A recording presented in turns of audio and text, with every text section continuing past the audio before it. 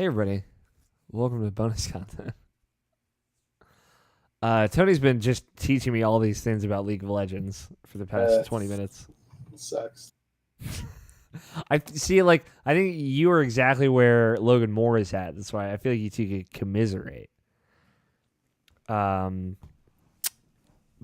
yeah, I don't know, man. You should get out while you still can get back in the BDO game. I installed that today. You did? You feel it Yeah. coming? No, I'm not gonna play it. That's what you say now. There are reasons why I won't play it, and it's nothing. It has nothing to do with the developer, the content in the game, or anything like that. It's just like there are certain things that cause me not to want to play, and I think it's just enough for me not to do it. Okay, but it's installed. It's ready for you. I've done it before. I'll do that. Like I'll install it, look around in the game for like 5 minutes, and be like, never mind. We just go in and make a bunch of hot characters. No, I actually can't do that because all my character slots are full, and it takes 24 hours to delete a character. Jeez, really? Yeah, it was originally a system added to the game to stop people in net cafes in Asia from deleting rivals' characters while they went to the bathroom or whatever. Whoa. That's been in the game since launch. So you have to. It's because you could just log out of someone's character in a net cafe or whatever when they go to use the bathroom or get food or whatever. Yeah. And just log out and delete the character and it's gone. That's fucking. So they put in a 24-hour cooldown on it. I think 24 hours is pretty extreme. Yeah. I could see 2 hours being a good number for that, but yeah, it is what it is. So. Hi, Scott. Hi, Scott. I'm here. We just started bonus content because we were hanging out for you. Okay.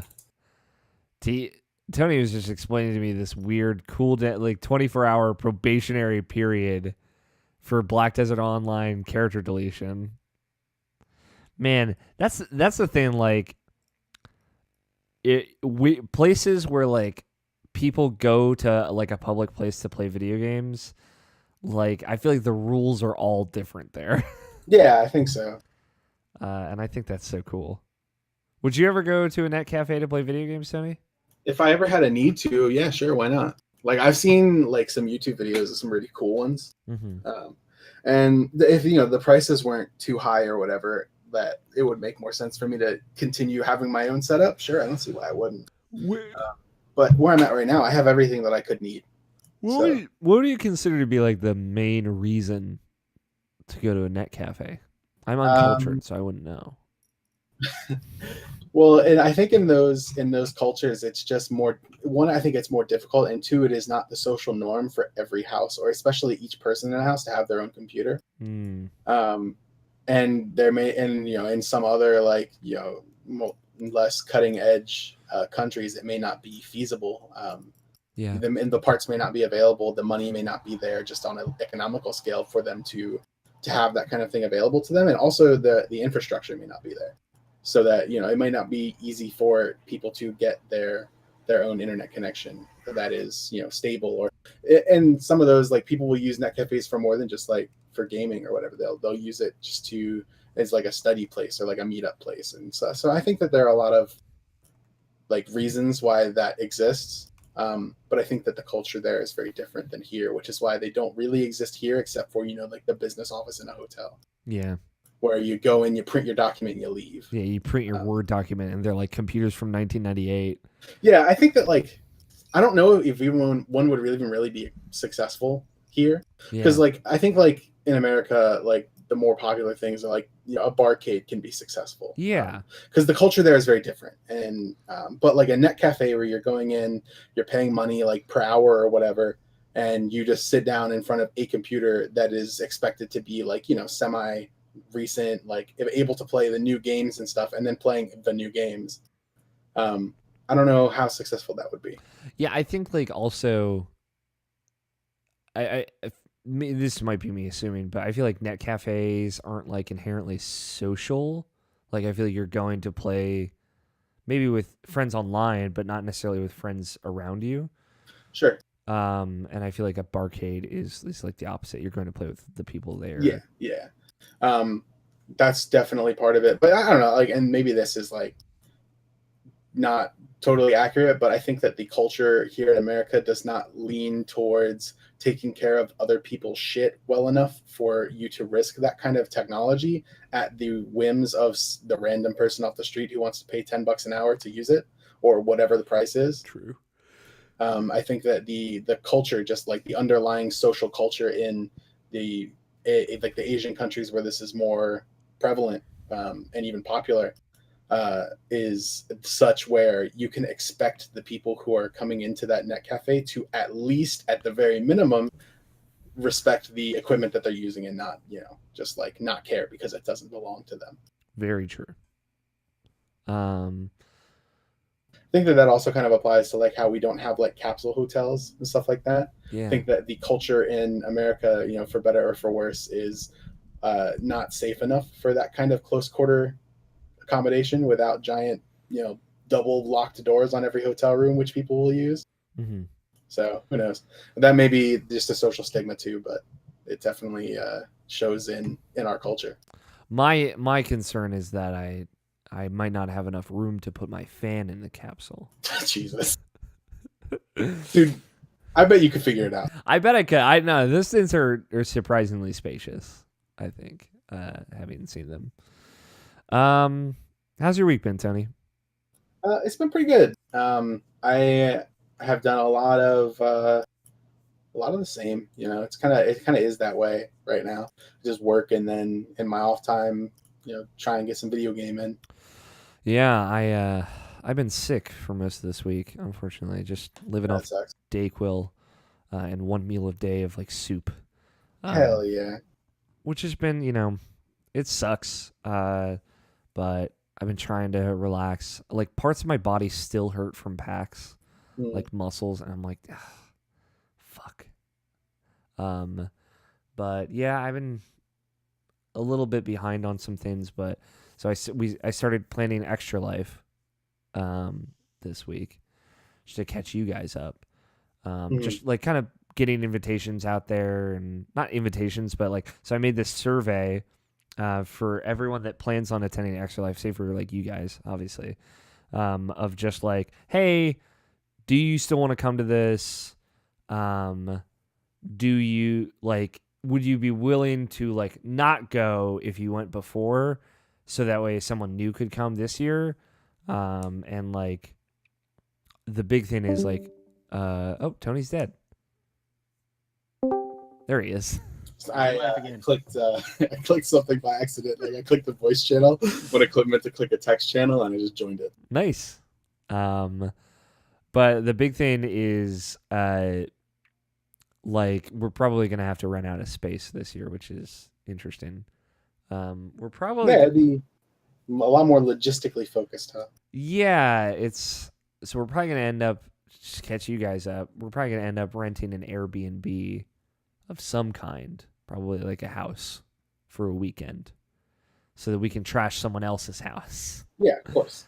As opposed to trashing my house. It's just like with now having a fourth roommate, it's just like space wise feels so much tighter in my house. But people are willing to like pitch in some money for an Airbnb, and they're not super expensive around here, so I guess we're not like a heavy visitor traffic area. But I'm working with like Troll and other people to just make sure we have a spot that has like wired internet and good conditions for streaming and whatnot, and that we like communicate to the Airbnb owner like, hey, we are renting this out for a special event. Like, not 20 people are staying here. It's just 20 people will be here. I want to make sure this is okay.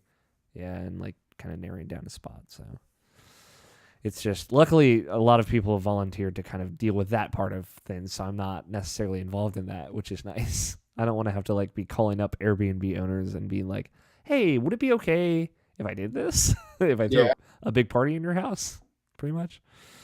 But it's exciting. It's fun. It's November 10th is the date for Extra Life for folks watching.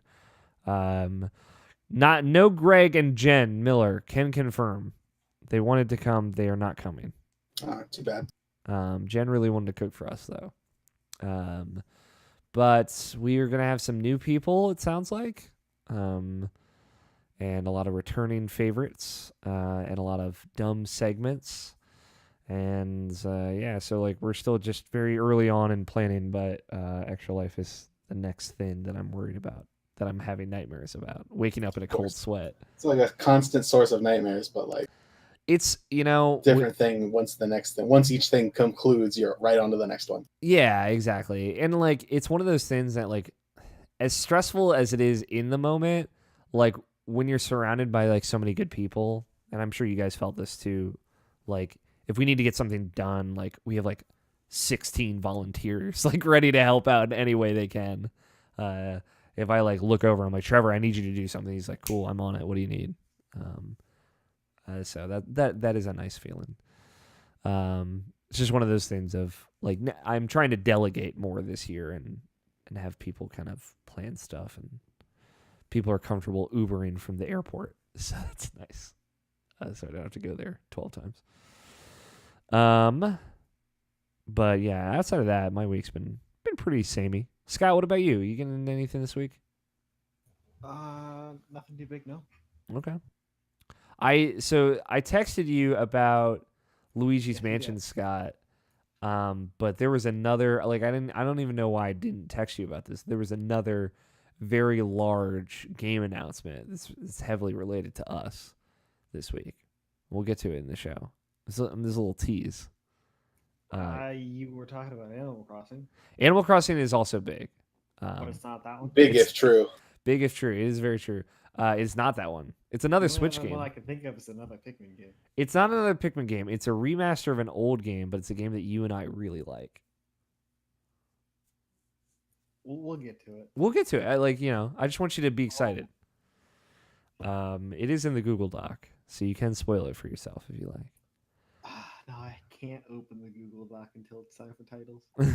It's okay. I forgive you. But I'm trying to think. Anything else? Did I get into any shits? There's a lot of housekeeping stuff, but we'll get to that in a minute. You guys want to just get the show started? Yeah.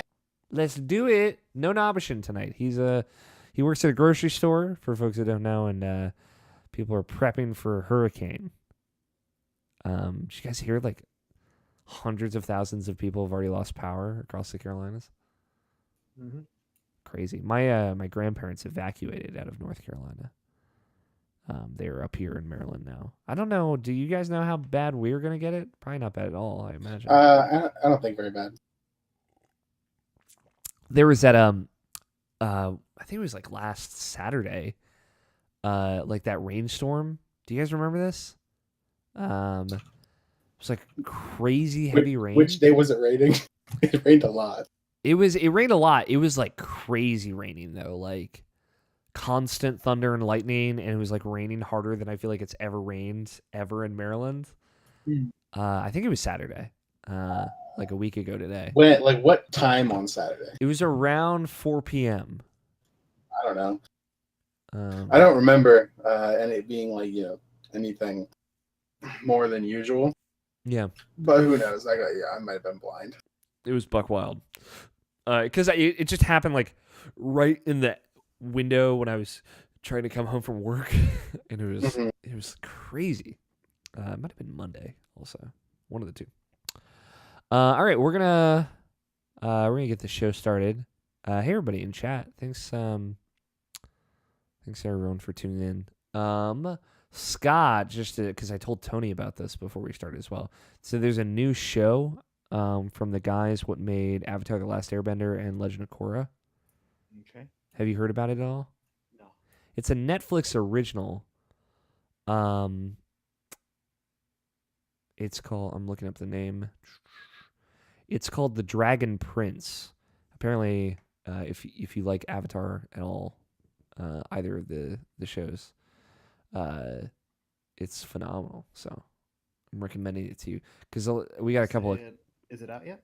It's out. I think it just came out today. We got a couple of questions because it's Netflix, so it just all dumped at once. We got a couple of questions about it, and I'm like, I have had no time to watch this. Like, Yeah, it came out today. Come on. yeah, come on, guys. Come on. I know Justin specifically wanted us to watch it. All right, you guys ready to start recording? Yes. All right. On 1, 5, 4, 3, 2, 1. You guys, So yeah.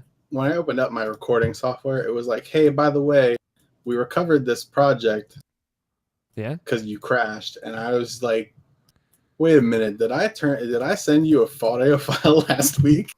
Did you? I think I did, right? I haven't checked yet because I'm way behind. Oh. Let me double check. Well, I hope, because I discarded it because I assumed that I already given it to you because you didn't say anything about it. That's why we have backups. Yeah, that would have been the backup. Yeah, you did. All right, sweet. I think. I thought I had, Yeah. but I wasn't certain. Yeah, you named it the wrong number, but you did. Okay. See, you're perfect. You're good. Don't worry. All right. Oh, Mike Burgess in the chat says it'll be tropical storm status, I think, when it gets to Maryland. Okay. So basically, No just big deal. fucking rain again. All right. All right, let's get started. It is Saturday, September 15th, 2018, and you are listening to the Irrational Passions podcast. I'm one of your hosts, Alex O'Neill, and my wonderful co-hosts are joining me this week, starting with Tony Horvath. Sup? And Scott Guthier. It was blasphemy. I think it was either last week or like 3 weeks ago where Tony's like, I'm just waiting for the day where you say my name before Scott. Mm-hmm. Today's the day. I hate it. We'll probably go back to normal next week, Scott. I'm sorry. I just gotta mix it up. Where's Evan when you need him? Yeah, right. Where's Evan? Evan, where'd you go? He'll probably never be on this podcast ever again. That was his swan song. I'll give it one more go. Yeah, he might come back in like 100 episodes. We should get Evan back for 420 and get him fucking blazed. And all of us are stone cold sober, but Evan is blazed. Nah, 420 is the high cast. Gotta do it. Welcome to Irrational Passions podcast about video games. We are down one host this evening. Brian Nabishin Jackson is not here tonight. He's working late. He told us that the only game he played was Spider-Man, and his opinion on it doesn't matter. And True. I'll tell you that that's false. Nabishin's opinion always matters. But if you're unfamiliar, Nabishin has like a horrendous bug in Spider-Man where none of the animations play out correctly in any of the cutscenes in the game. He beat that game this week. He like played all of it, and he talked with that issue. All That's the way. some dedication, dude. It was, and like, I know he's like pissed off at that game too, because it got to the point where like, Can you blame him though? no, absolutely not. Like listen, like you said in our group chat or text thread, Tony, like fuck Spider-Man, we stand together. Ride or die with our boy. Spider-Man's Fuck with disqualified from Game of the Year. It's off the list. Easiest way to get yourself on my shit list, and I think I've said this on this podcast before, is fuck with Nabishin. Fuck with Nabishin, yeah. Fuck with Nabishin. One, he's like one of the nicest human beings in the world. And How could you ever like even consider doing that? exactly. And two, ride or die. But yeah, if you're unfamiliar, he had like some crazy bugs with that game. It wasn't just that. It was also like going through the city was like constant loading. I don't know if that resolved itself at any point. He got some crazy stories in regards to like that bug blew up on Reddit and whatnot. I guess some folks from Insomniac reached out to him. But yeah, I know he's pretty upset about it. So if while he is not here tonight, if you can send him some good vibes, I'm sure he'd appreciate it. His only social media platform now is Instagram. He's at Nabishin186. Send him some good vibes. He'd appreciate it. But we got a good show lined up for you, everybody. I got a question for you two fellas. What should we do anything for 400? We should have a podcast. And we should do a podcast. All right, I'm going to make an unreasonable demand. Sure. Meet Jeff Gersman. Jeff Gersman. What if we did it? Would you like if I actually got Jeff to come on the show? Probably I'd show up. for like, thank you. I'm glad you show up. If I got Jeff to come on the show for maybe like a special interview segment, would you be here for that? Yeah. All right. I'll see what I can do. Unreasonable demand requested. Yeah, I was thinking it might be fun to actually have Greg Miller on a regular episode of the show again, but I don't know. He's probably busy. Nah, Greg Miller overstayed his welcome. Yeah, he's been on a lot of our podcasts. So he proliferates into a lot of our content. Let's get some things started with some housekeeping.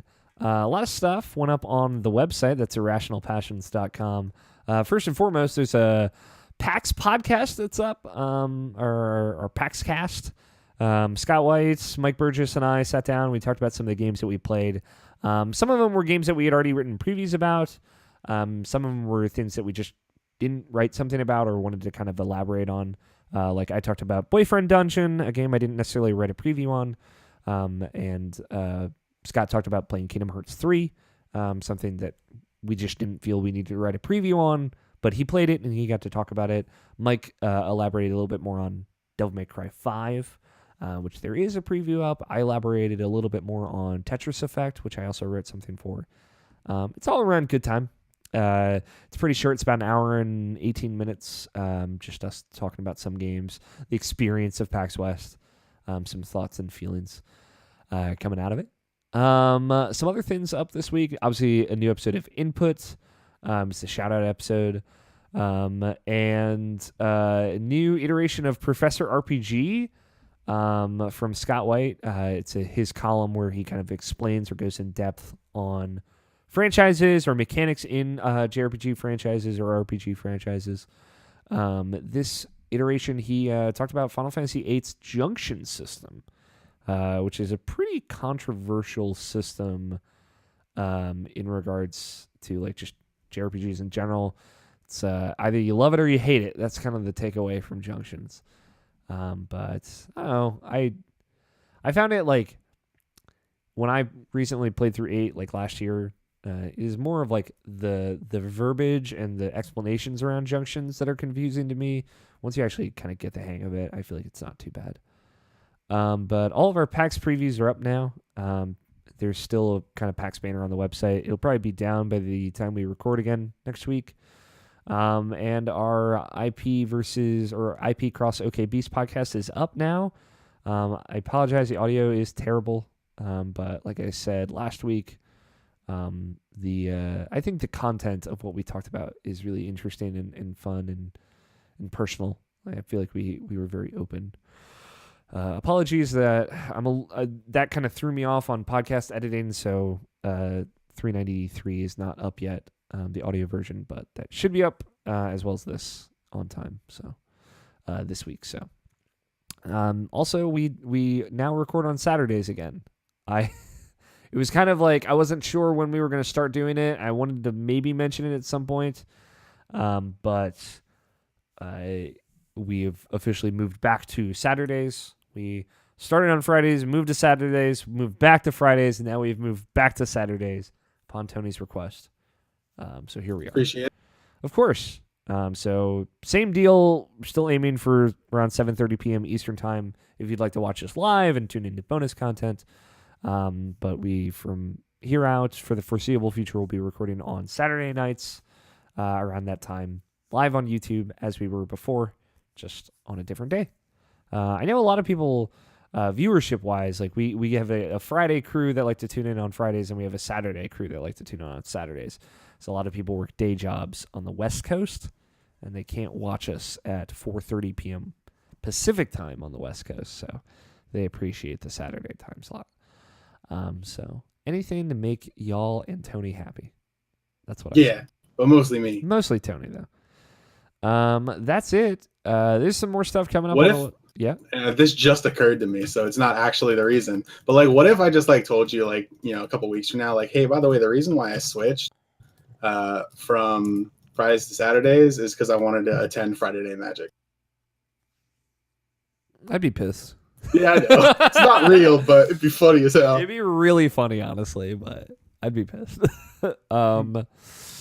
But yeah, that's it for housekeeping. Tons of cool stuff up on the website. I'm really proud of our PAX content. I'd really appreciate it if y'all tuned into it, checked out any of our previews or whatnot. But that's that. Oh, Logan Wilkinson moved to Austin, also. Oh yeah. He lives with one of my best friends, Jazz. Now it's pretty cool. He moved from Missouri to Austin, staying in the Central Time Zone. But that if you're wondering why he's not been appearing on a lot of our podcasts or anything, specifically Input, he's been out of there for a couple of weeks. It's because he moved to Austin like right in the middle of August. So like he moved to Austin and then went to PAX and then went back to Austin to find a place to live. That is what's going on with Logan. If you miss him on the podcast, he's getting situated. He'll be fine soon. Don't worry. No, I miss him on the podcast. Damn, Tony. But that's it. Let's talk about some video games. There's a lot of stuff we kind of forewent talking about last week. There's only 3 of us here tonight, so I imagine it'll be a bit shorter show. Who wants to start? You guys play? You want to start talking about video games? Yeah, I like video games. Tony, what you been playing?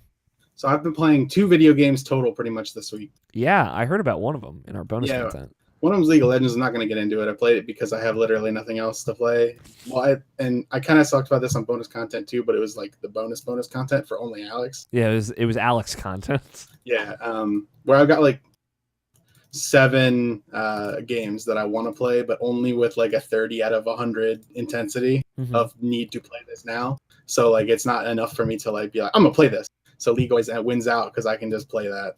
What games are they, if you don't mind sharing? I don't know, like Mass Effect 2, Mass Effect 3, all that kind of shit. Yeah. League of Legends is one of them, and just like others like Puzzle Dragon stuff like that. Mm-hmm. You mentioned it a couple weeks ago on the show. Mass Alex, the new or Mass Alex, the new Giant Bomb series where Vinny and Alex Navarro play through the Mass Effect games. I started watching that as well. It's fucking great. I'm not caught up. I got through the first 4 episodes, but it's fucking so good. And you're right, Mass Effect is great. That's why I believe you wanted to start playing through Mass Effect again. I too would like to start playing through Mass Effect again. I feel you, Tony. Yeah. And then then there's WoW, there's BDO, and Path of Exile, that kind of stuff. Yeah. a lot of different things pulling your attention. Yeah, it's like all stuff that like, if there was like a community of people that are like, hey, come play this with us and we're actually gonna play it together, I'd be like, yes, let's do the thing. Let's do a thing. But that just ends up not being the case in all of those cases. It's just like even WoW, I'm not playing it anymore. I stopped playing WoW after spending a significant amount too much money switching servers and switching factions 3 times. Cutting all of that in an effort to find a community who's gonna play the game with me, because I'm in like several different communities, and it's like how do I find the right one? And then it ended up being too tiresome. It's like I finally like caved and went to the server where like my friend is actually playing, and we're not even playing together. So it's like there's no point in even playing anymore. It's the only reason why I did it in the first place. So because I hate playing WoW by myself. I would never play that game solo ever. Yeah, I feel like that has always been like a communal game for you. I mean, most games are that way for me. Listen, I get it. No need to get uppity. Yeah. Yeah, I get that. That's frustrating too. All the work for the WoW stuff and have just kind of fall apart. What was the other game that you've been playing outside of League? Puzzle and Dragons. Hell yeah, man! Still treating you right? Yeah. I've been playing a hell of a lot of that game. I finally earned my first crown, which is a huge thing. Is it like, do you get to wear it on your character? So when you start the game, you pick a color. Like you pick a dragon, like red, blue or green dragon to start with, and that's like you've got that little thing on your profile, little like red, green, or blue circle for the rest of the time you're playing. And they do ranking dungeons where everyone, some of them are fixed teams, some of them aren't, but everybody gets, everyone is scored on this one specific dungeon on a criteria. And it's very difficult because like to get a crown, it puts like a little crown symbol on your like circle. So then you have a crown on your profile whenever anyone looks at or sees you in multiplayer. And it's only awarded to like the top 3%. In most of them, so you have to score well enough, and this requires like 50 plus attempts at a dungeon. You have to score well to get a score that is going to be better than everyone else's like best run using their best shit that you're like, and it's the same dungeon every time, or like for the entire rankings time. So for the whole week, you have to just run this dungeon, get the best possible score you can. And so, each of them has like a strategy that will get you the highest score, pretty much. People will figure out like, this is the best chance of getting you a high score.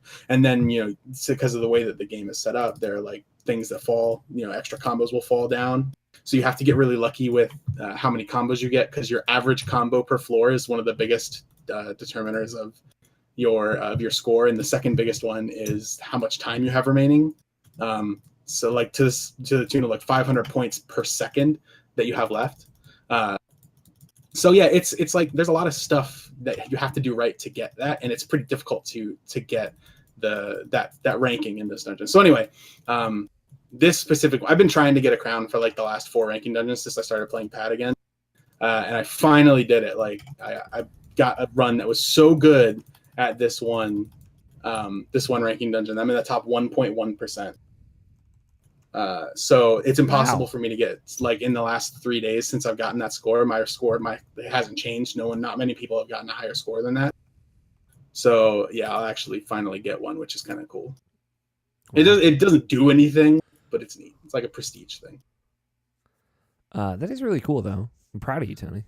Other than that, it's just we play in Pad, doing the damn thing, doing the business, doing me proud out there.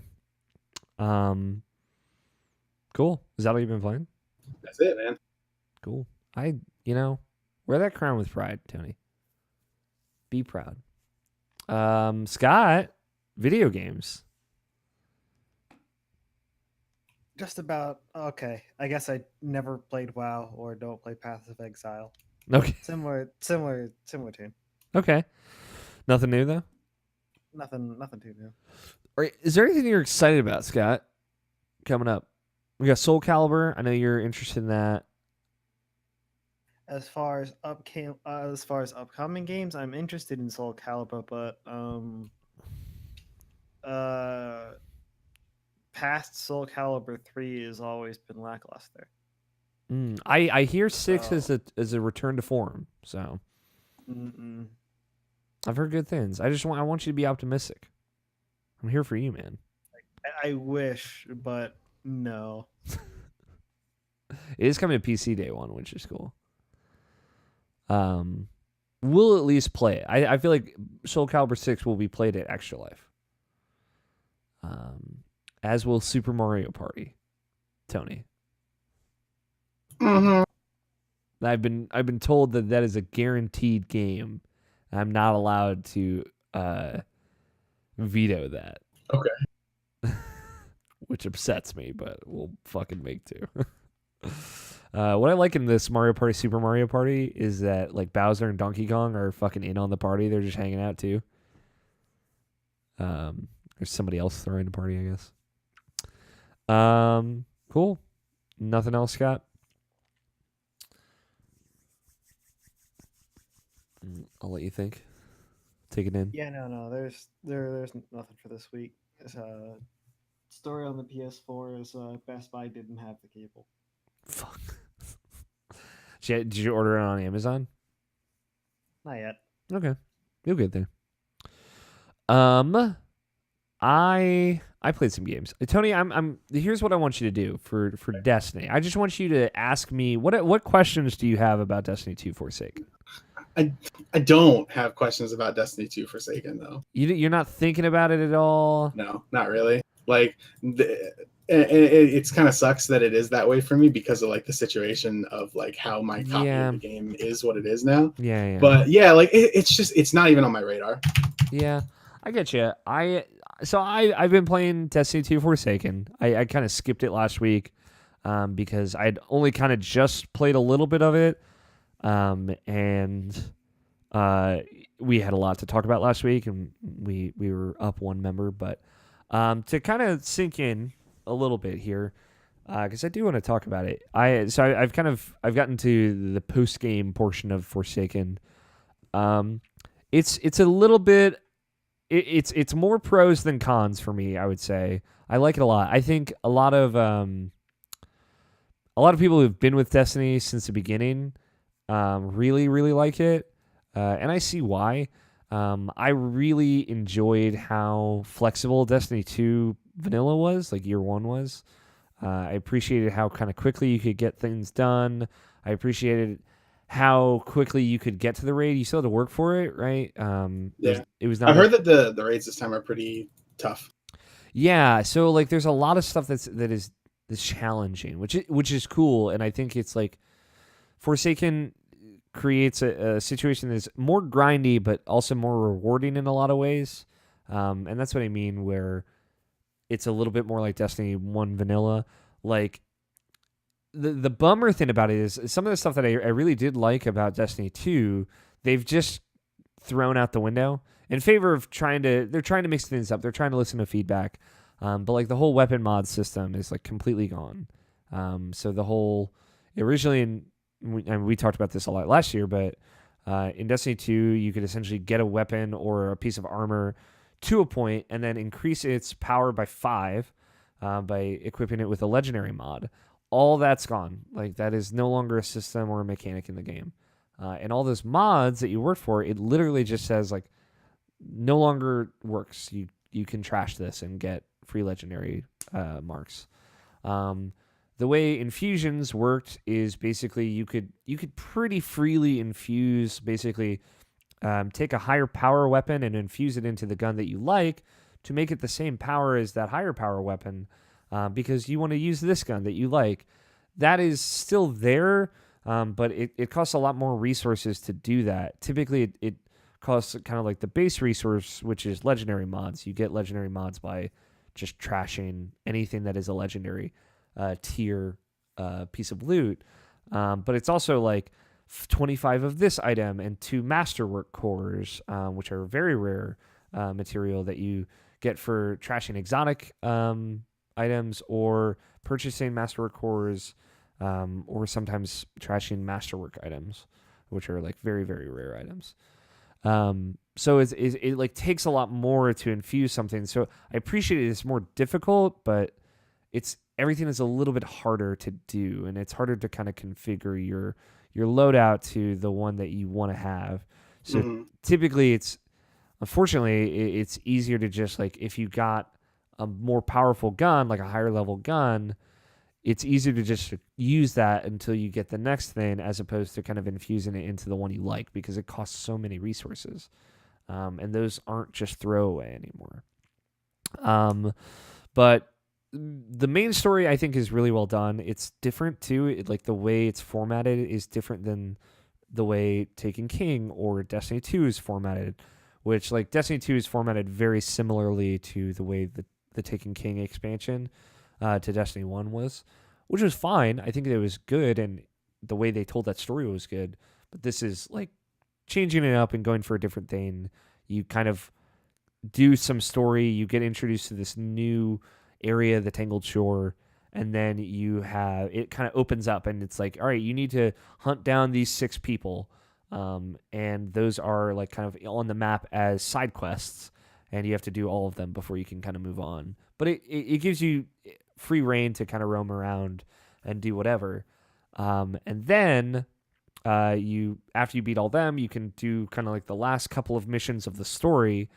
And at that point, you go on this kind of exotic style side quest, which has you going to a lot of different places and doing a lot of different quests and killing a lot of different dudes to unlock this end game or post game area. It's a totally new location that you can only unlock after you've beaten the story. And it is not a small place. Like, my concern with the Dreaming City, which is this location, was that it would be kind of throwaway. It would be pretty small, and there would only be like one or two things to do. And that's absolutely not the case. It's very big. It's kind of split into 3 major areas with a bunch of secret areas in between. And the way it's laid out reminds me, like, visually, it's probably the most impressive location in Destiny history. The way I described it is it looks kind of like space Rivendell. So it's very space Lord of the Rings. There's a lot of waterfalls and big space elf architecture because it's like the Awoken city, and the Awoken are basically space elves. But it's split into these different areas, and all the different areas have their own kind of themes and enemies, and their own public events as well. So there's a bunch of new public events exclusive to that area. There's also secrets in that area, in each area. There are quests to go on that renew every week throughout the whole city. The enemies there are like very challenging, very difficult, and they're above like the end game light level of the story. The lost sectors there are very difficult, and they're very interesting. And then in the center of it is like the kind of thing that is like Court of Oryx and like that style of like repeatable public event that you can kind of dump tokens into to get like rare loot. Although like it doesn't drop like the highest tier loot like those other ones did. So again, you can't really just lean on that over and over again to grind. Basically, the way things work now is legendaries will cap at some point, and legendaries are throwaway, and you don't have to like decrypt them anymore.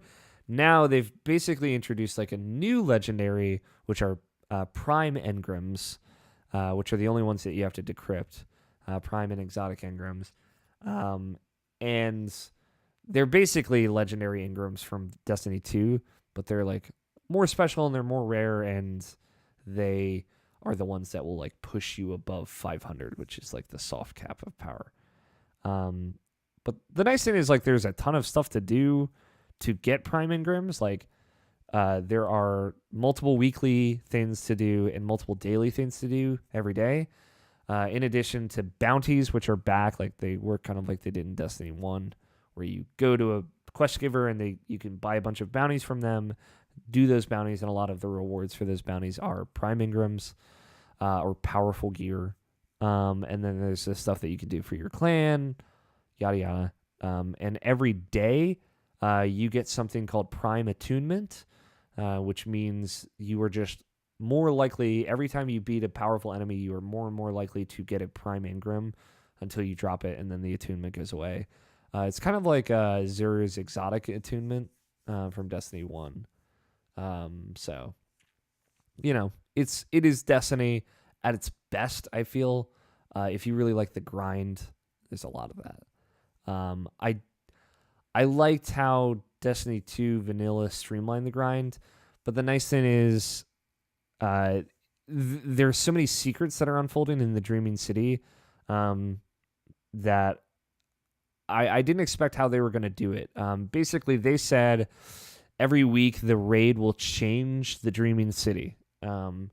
So this week, the raid just went live yesterday, and the world's first beat it after 19 hours of streaming, which is crazy.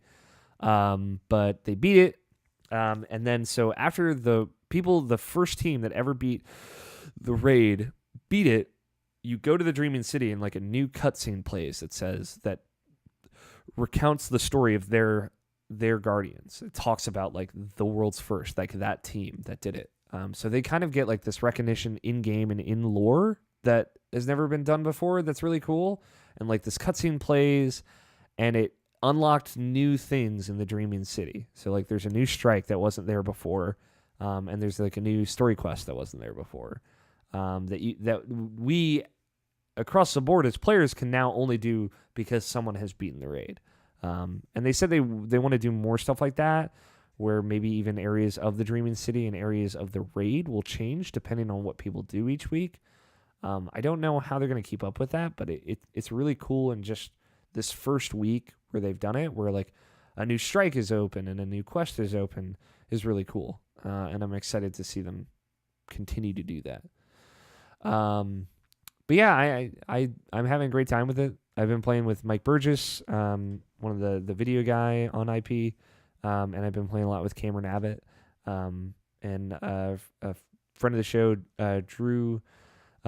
He's just someone I was playing Destiny 2 with leading up to Forsaken, and him and I have been playing it. But yeah, it's good. Like I think it's really great. It is superior to Destiny 2 vanilla in a lot of ways. I think I just personally miss how easy it was to get like raid ready and things like that. It is a little bit more of a slow burn. But at the end of the day, I'm still playing Destiny, still having a really good time. They introduced a new weapon type, which is a compact bow.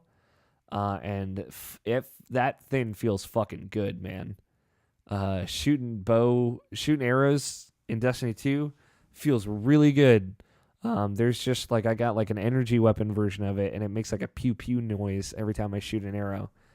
And few things have been as good as that to me. There's also like new subclass trees and stuff like that, that each have their own new super, and they're all like fucking really cool. So each class gets 3 new supers pretty much, one of each subclass. Oh yeah, that's cool. Yeah, it's difficult. It's very grindy to unlock all 3, but they're all very cool. Like the Dawnblade one for Warlock, you basically drop this giant rift that heals and empowers, and it's like it's huge, and it's basically impossible to die in it. It's possible, but it's very difficult because of how quickly it heals you. And everyone in it, it's a big rift. Everyone in it gets like a massive power boost, and like all of the other augmentations with that subtree are like make the Warlock a healer basically. So that was the first one I picked, and it's very cool. It's basically what I like to do in first person shooters anyways, be the healer. And it kind of attunes to that. It makes the Warlock far more useful in raid encounters and things like that. So it's very cool. Yeah, I like it a lot. I would say if you were a fan of Destiny, and you want an excuse to get back into it, I think this is totally it. It's totally worth it. I know you're not necessarily looking for an excuse to play Destiny 2. So that's why I say, like, I totally understand where you're coming from with it, Tony, especially like hearing about the situation that you're in with it. It's like, for me to play a game like that, like WoW, like BDO, like that, there has to be like a dedicated community of people who I will play that game with on like a daily basis, pretty much, or I will not. It won't be worth my time, pretty much, otherwise. Yeah, and I understand that. And I'll just like end up playing it for like 4 days, burning out, and then wishing that I hadn't done it, which is what's happened with like most games that I've played recently. Yeah. So I don't know. I'm kind of like burned by it, and it's like, yeah, I can't do it. So. And it's not even just Destiny. That's like any game for me right now. Yeah, I understand. We talked a little bit before we started recording of like that's kind of where I was last year when I was like playing Overwatch a lot. It was just like, this is something that I can pick up and get into and have a decent time with. That is like no commitment, right? Like I can kind of stop anytime. Yeah. And I like that. But yeah, I'm enjoying myself. For listeners, like we're gonna do a blind attempt at the Last Wish raid, the new raid on Sunday, September 23rd. So it's a week from tomorrow, the day after we're recording this. And it's going to be streamed on twitch.tv/IrrationalPassions. Mike and I have already streamed a lot of Destiny this past couple of weeks. Thanks everyone that tuned into those. But yeah, it looks like we've got a team together. Yeah, dude, I'm on it. Let's go. Tony's back in, finally. We tried to get our dream team back together, but obviously that's difficult with people in different places in their gaming careers. But it seems like we got a team together. We're gonna take a attempt. We're gonna go in blind until we get too frustrated and kind of look up what we need to look up and do what we can do. It's like lore wise, I know it's like one of the coolest raids out there. So I've that video that plays when you go to the Dreaming City now that folks have beaten the raid kind of tells you like here's what the final boss of the raid is, but the story leading up to it is very much setting that up. But yeah, anyone into Destiny lore has been like going crazy. Isn't Cade like dead or something? Cade dies in the very beginning of the expansion. Is he like actually dead though, or is he like robot dead where He's- they're just gonna plug him into a new body? He's actually dead. Oh, that's no reason to play Destiny anymore.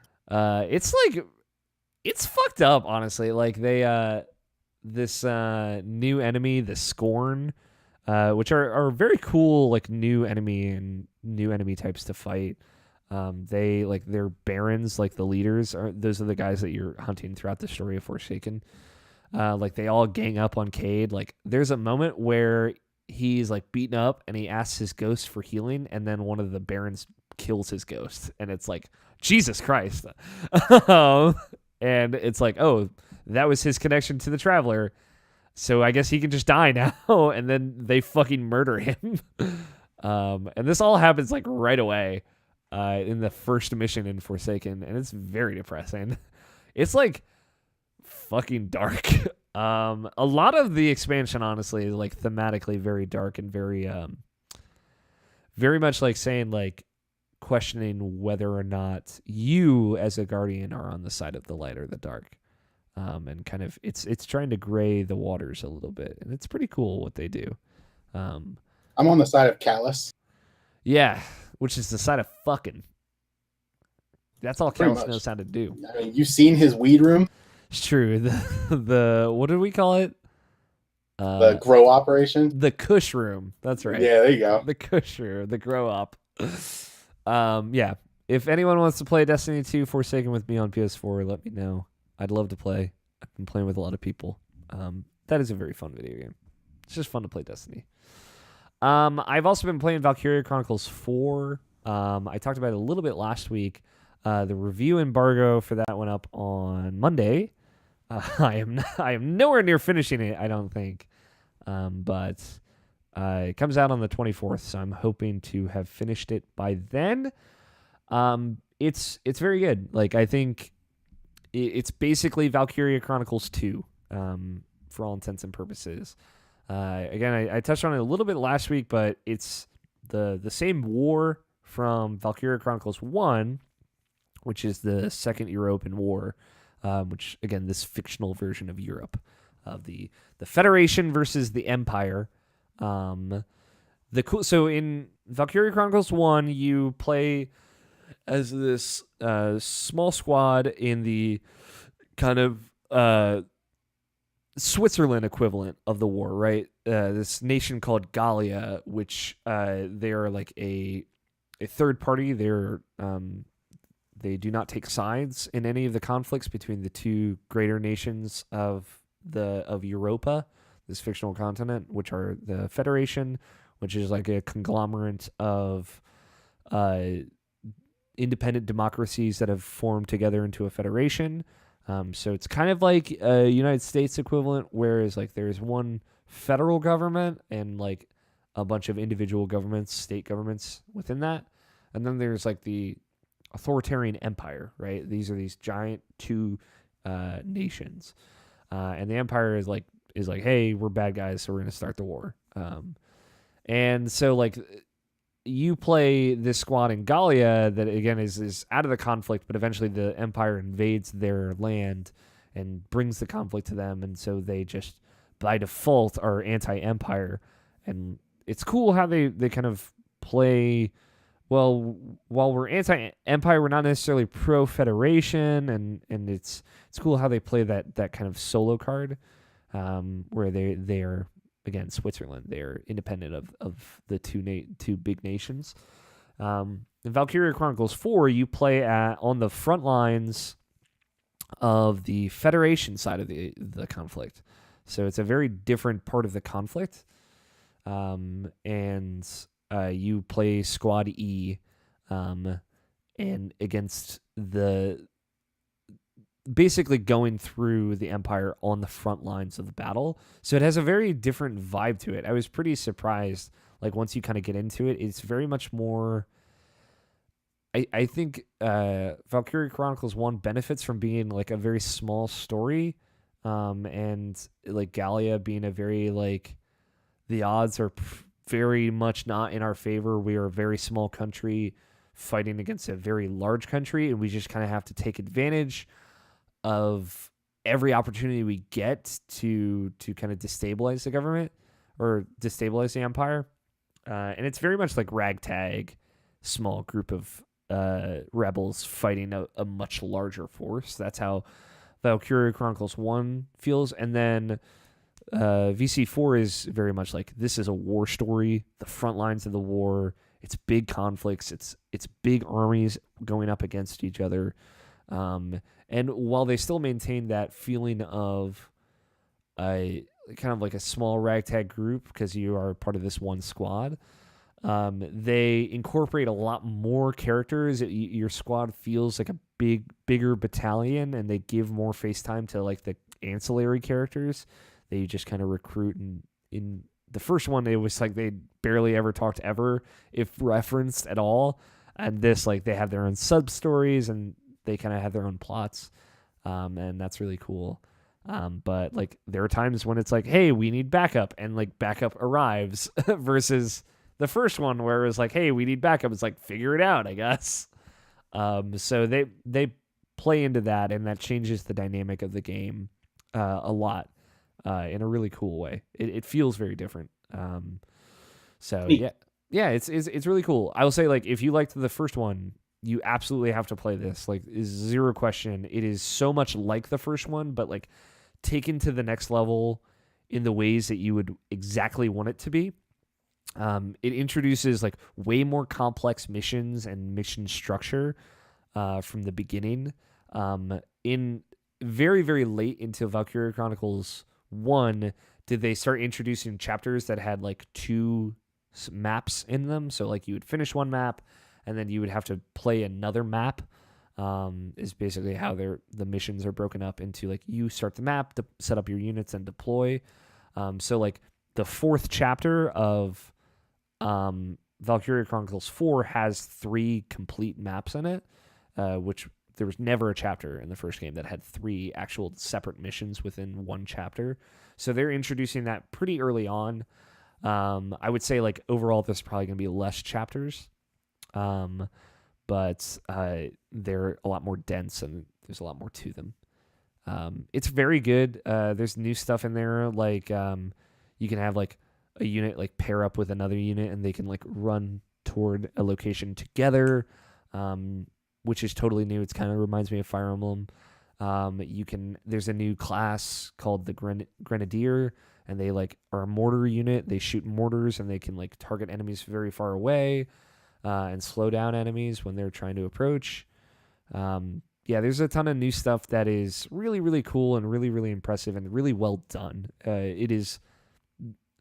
At first, I felt like maybe it's just Valkyria Chronicles 1.5 in a lot of ways because of how familiar and how similar it felt, but it very quickly differentiated itself with like a bunch of really subtle, really cool new mechanics.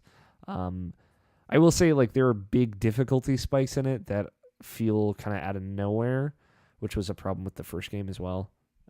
But once you kind of figure it out and once you get through them, like, you feel really, really accomplished. And it is like firing on a lot of cylinders that like I would want from a tactics game and from a Valkyria Chronicles game. I'm just so happy that they got to make another one of these games, a game like this specifically. And that's very good. Again, I'm trying to finish it before it comes out to have a review up with kind of my full thoughts. I played the Mega Man 11 demo, which was like enough for me to be like, cool, I don't want to play Mega Man 11. Not to hate on it. It was just like, cool, this is not my kind of thing. It's not what I'm looking for right now. It seemed good. It looks very good, but I did not I was not like into it. I kept falling off platforms, and I was like, I was playing it on like the new to Mega Man series mode, where like you don't die if you fall off a platform. I'm like, if I was falling off like dying every time I fell off one of these platforms, had to restart the whole level, I would have thrown this game across the room. I'm just like not in the right place for this right now. But it's fine. If you like that, more power to you. I bought Shadow of the Tomb Raider. I haven't played it yet at all. Haven't even booted it up, but I bought it and downloaded it. That was kind of what I was talking about earlier, Tony. When I was like, I have like 4 things I want to play. I do not have enough time to play any of them. And then I played a good chunk of Marvel's Spider-Man. I have not been having the same issues as Nobishin, but I respect the kind of troubles he's been going through with that game. For me, I don't know.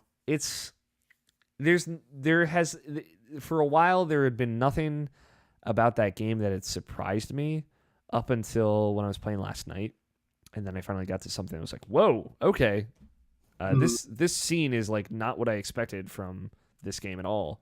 It was like a lot more dark and dramatic. I don't want to. People are very sensitive about spoilers for Spider-Man, so I don't want to spoil it. Hey, guess what? He turns into a fucky spider guy. He turns into a spider guy.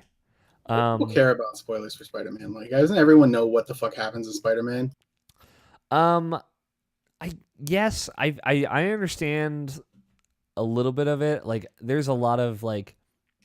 But basically, what I'm asking isn't the entire like chronology of Spider-Man lore already chronicled in the comics for Spider-Man?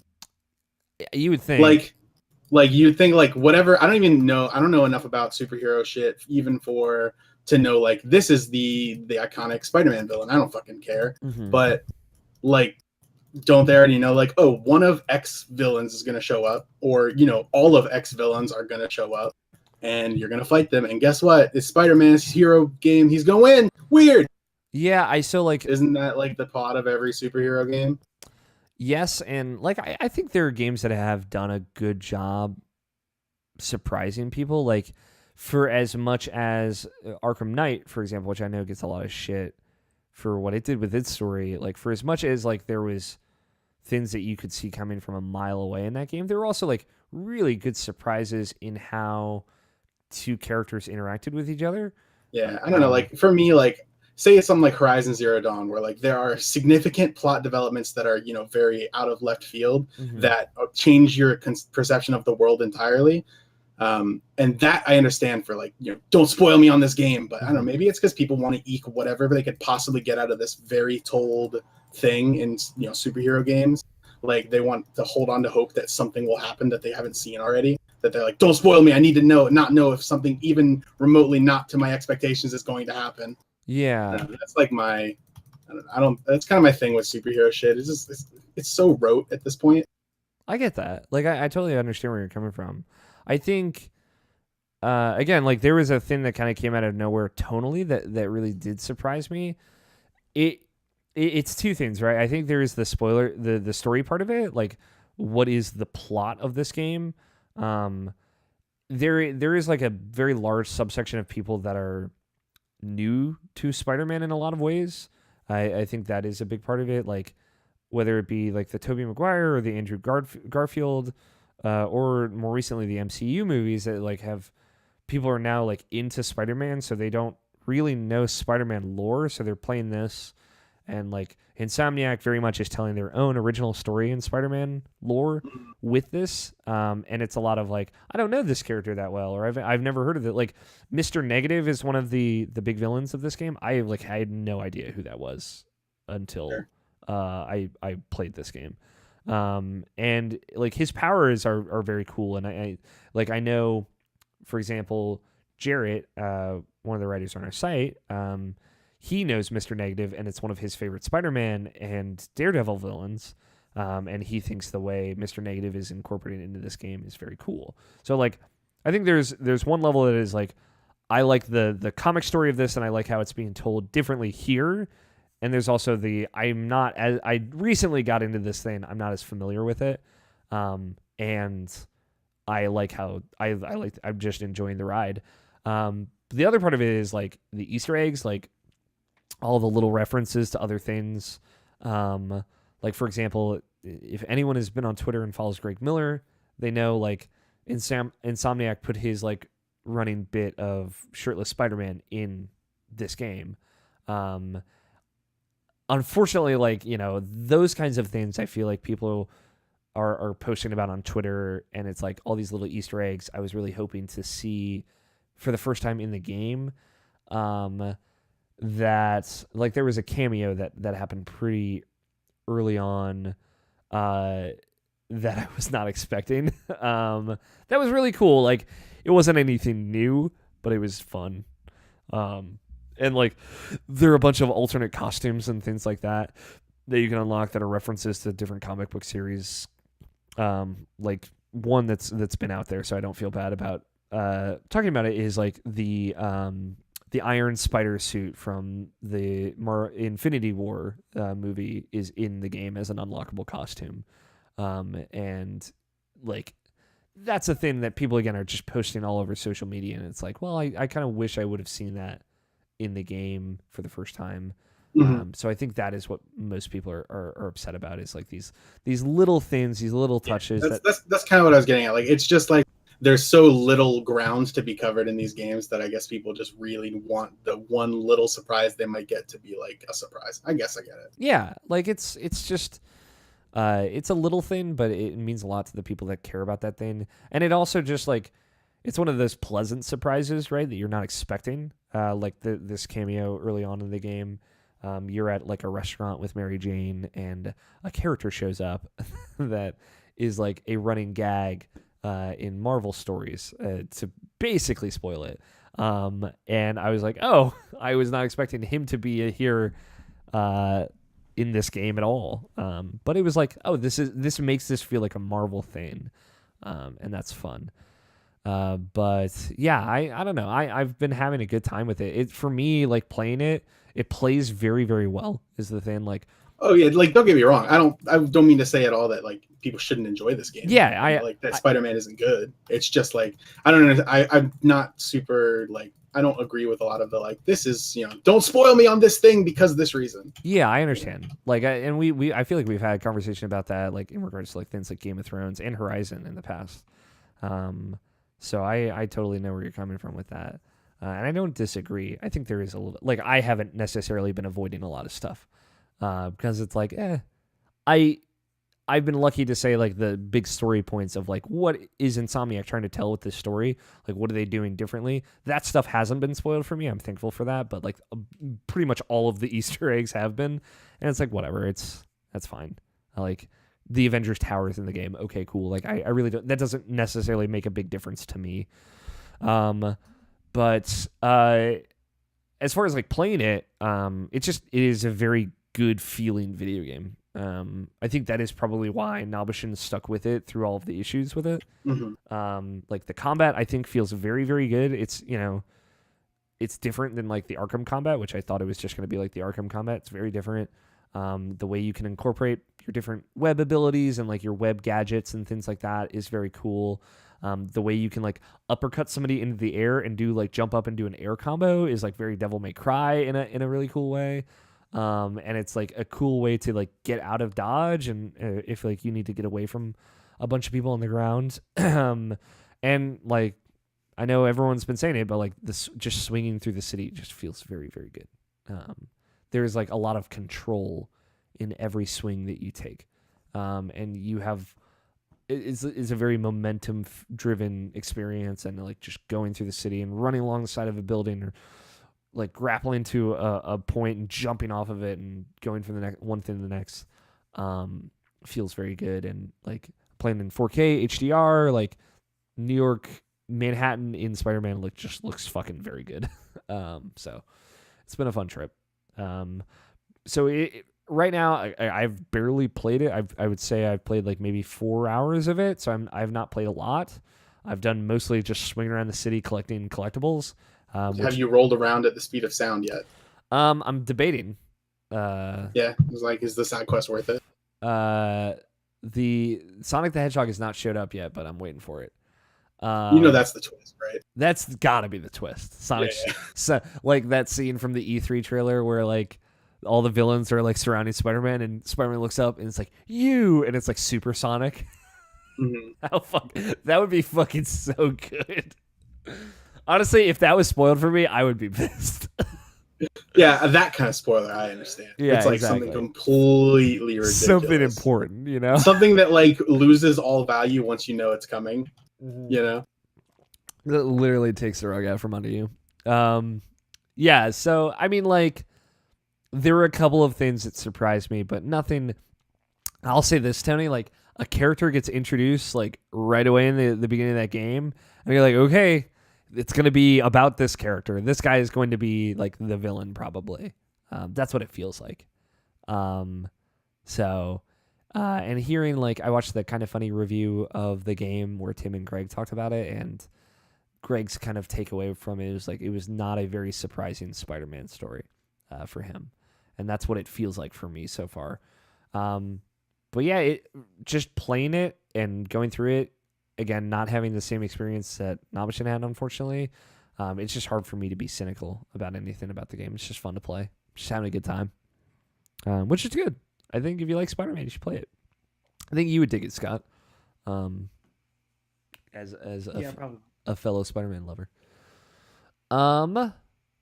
But I think that's all I've been playing. You guys want to take a quick break? Nah. You just want to power through? Let's do it. I mean, I could talk about like non-games if you want. Have you been watching any good anime? No, but I read a book. Whoa! Educated Horvath over here. Good one too. What'd you read? So I read to completion over the past 3 weeks. The Way of Kings by Brandon Sanderson. Mm-hmm. Which I don't know if you know who Brandon Sanderson is, but he's basically like the best high fantasy author of this, like of the 2000 pluses. Wow. That's not my opinion. That's like It's what like people the accepted opinion. Describe him to be. Yeah. Mm-hmm. And he's got this series called the Stormlight Archive, which is it's eventually going to be 10 books. That are really, really, really long. Like I was listening to the audiobook version on Audible because I bought it 3 years ago or so. I bought that the audiobook, but then I was talking at work with someone, and they're talking about how they wanted to get into an audiobook and see what that's like. So I was like, oh yeah, I mean, if you want to listen to like a little bit, I own a couple of them, right? So if you're just curious, I can tell you what that's about. So they listened to it, a little bit of it, and they're like, whoa, that's kind of cool. And then that got me into listening to it again. Mm-hmm. And so then over the next about 15 days, I listened to all 49 hours of audiobook of this thing. What's the first book called? It's called the Way of Kings, and it went from because when I bought it, I listened to the first 2 chapters, and then I was like, I don't know if I can get into this. Really, we'll see. Mm-hmm.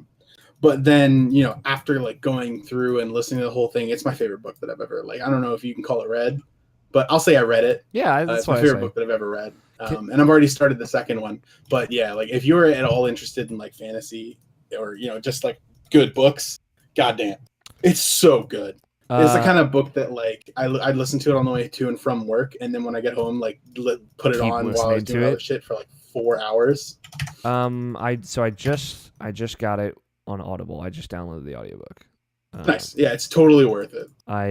Because I've been kind of hankering for that. So if I may make a recommendation, 2 books I read, quote unquote read, I listened to on Audible earlier this year, is the King Killer Chronicles. Have you ever heard of these? No, I haven't. I haven't really I wasn't super into I hadn't read a book in a while, so this is kind of the return to books for me. I'll say, just going off of what you're telling me about The Way of Kings, I would say these might be kind of in your style. It's very good shit, fantasy shit. The first book is called The Name of the Wind. It's by Patrick Rothfuss. It's also from the 2000s era of fantasy. It's a very cool world, and it's it's just very good. Like it's hard to say what makes it amazing, but it's like Sure. very, very like Yeah, deliberately slow paced story, but like it pays off in a lot of really great ways. yeah. I was talking about this earlier with one of my friends who when I was like maybe a third of the way through it, like I just finished part 2 of the book. I was talking to one of my friends on a Discord server that I'm in, and I was like, hey man, like you should check out this book, because he was asking for like recommendations of like something to listen to. Mm-hmm. So I was telling, and by the way, I kind of like give him the updates as I went through it. And when I finished it, I was telling him like, hey, the way that this book is written has this really interesting way of like, first they make a universe that is so distinctly interesting, Mm-hmm. and then they only tell you just enough to know what's going on, and they give you the information that you need to get from point A to point chapter ends, right? Mm-hmm. And that intrigue that is left of like, how does this system work? What's going to happen with X thing? Any of that is all just, it forces you to keep listening. And then the way that the book is written, so that you listen to one person's perspective for a chapter, then it switches to the next person's perspective for the next chapter, and then it might switch back, it might go to someone else.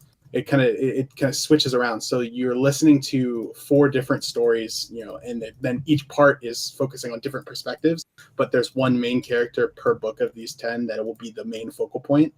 Okay. So you're switching between all these interwoven storylines as these people like come into contact, or don't come into contact with each other, and shape their universe around them as people. So all that kind of combines to make this like really amazing listening experience, where and that's kind of like peppered in with amazing fight scenes and action combat stuff, and the descriptions of everything are just really well done. So it's really cool. I think I can sing praises of this book for forever, but it's a really interesting story. That's So, awesome. I'm excited for you to check it out. I will say that there's a lot to talk about with that book. So if you want to debrief with anybody about any of that shit, let me know, because goddamn. Got it. I'll start texting you in the middle of the night. Like, You're holy like, what shit, the fuck just happened? This shit just happened. What is X mechanic? Be like, listen, dude. Yeah, There's a lot to talk about here. It definitely reminds me a lot of how I felt about King Killer stuff. Like, it's just very what's cool about that story is it's like it's told from the perspective of a character telling his story. So like there's like the current present day narrative of like these 3 people sitting in a tavern, and this guy recounting his story to someone who's basically chronicling it. And that's what each book is, right? There are 3 books. Third one is not out yet, but they're each these 3 stories that he's telling, or 3 parts to the same story. And then there is like the recounted narrative of like going through his life and all of the stories.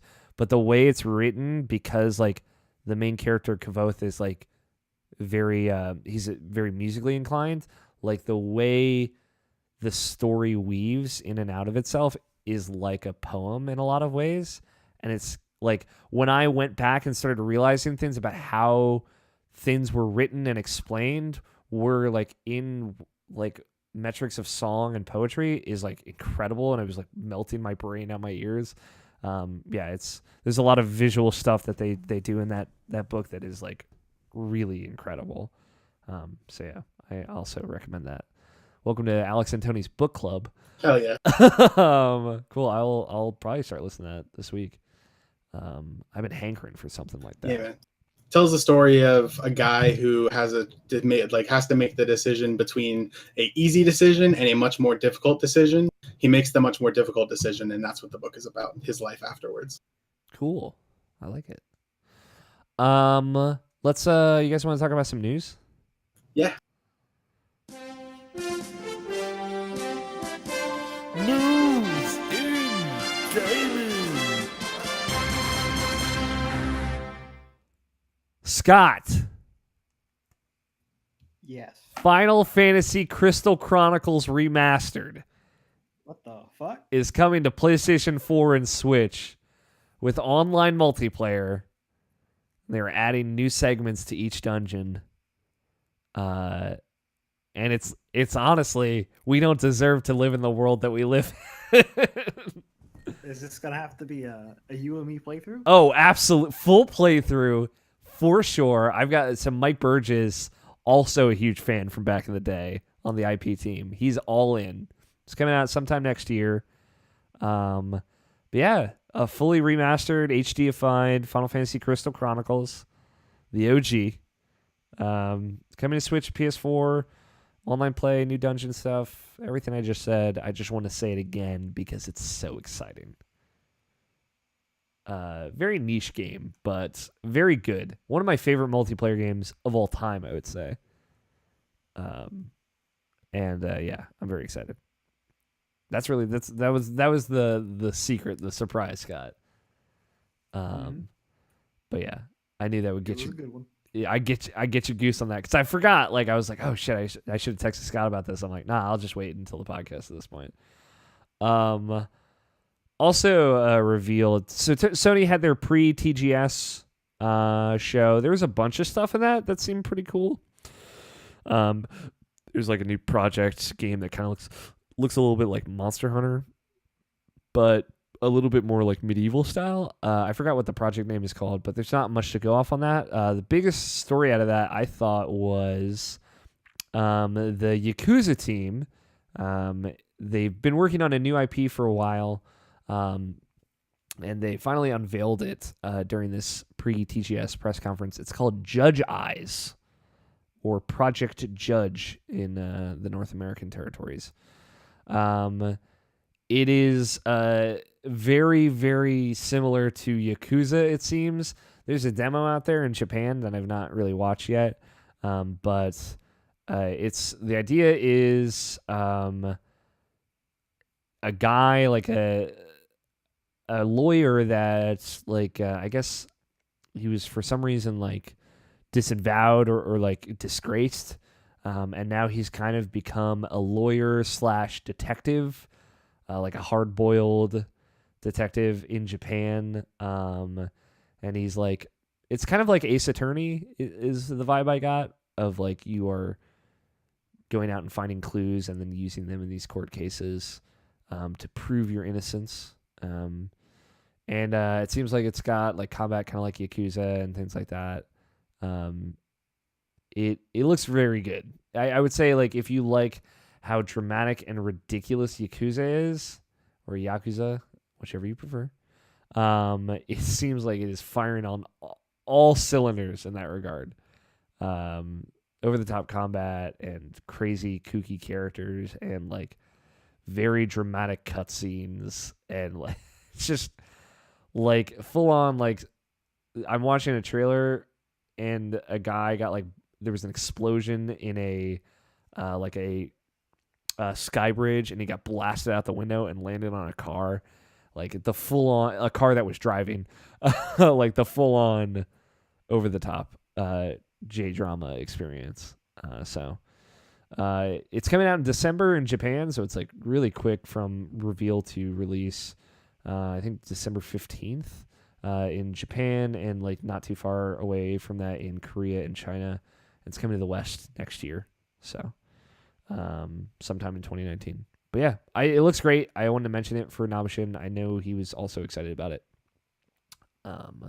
But I, as a recent fan of Yakuza, having played Yakuza 6 this year, I thought it was great. And then there was a Nintendo Direct last night, and a bunch of stuff got announced. Only one thing that matters, though. Well, 2 nights ago. There's one big thing that matters. Some other things that matter, though. I thought it was very good. I know some people did not like how it went about some things, but I enjoyed it quite a bit. Civ 6 was fully unveiled for Switch. It's coming out in November. Looks very good. City Skylines like shadow dropped during the press conference. Luigi's Mansion 3 was announced, coming sometime in 2019. Looks like Luigi's going through like a haunted hotel. It's very tall. Looks great, Scott. It's a pretty short trailer out there, but I know you were excited about that. A remaster of the original Katamari Damacy game is coming to Switch next year. They kind of went in a little bit on the Switch Online service, which is launching next week. Paid online, $20 a year. You get free NES games, like a Netflix style catalog of NES games. Cloud saves. Apparently, what I found out was as soon as your Switch Online paid membership expires, your cloud saves are deleted, which sucks. So I guess like if you had like a monthly payment and your credit card got declined, all your cloud saves will get deleted, which kind of sucks. I am not as upset about that as a lot of people on the internet, but I understand where people are coming from. All the Final Fantasy games that never came to a Nintendo platform are coming to Switch, which is pretty cool. So everything but Final Fantasy 8 and 13, to be specific. But Final Fantasy 7, Final Fantasy 9, Final Fantasy 10 and 10-2, and Final Fantasy 12, the Zodiac Age, like the remastered collection, are all coming to Switch next year, which is very cool. Apparently, they are also coming to Xbox One. So this was not like some exclusivity deal, but Nintendo did get to reveal it. Which is very cool. Weird that 8 was not in the PS1 games coming. It's like they showed 7, 9, 10. It's like, this is weird, but and whatever. The guys that made Pokemon, Game Freak, are making a new RPG for Switch coming next year tentatively called Town. It's the working title for it. It seems like the goal is you are kind of protecting this town, and everything in the game takes place in this one town.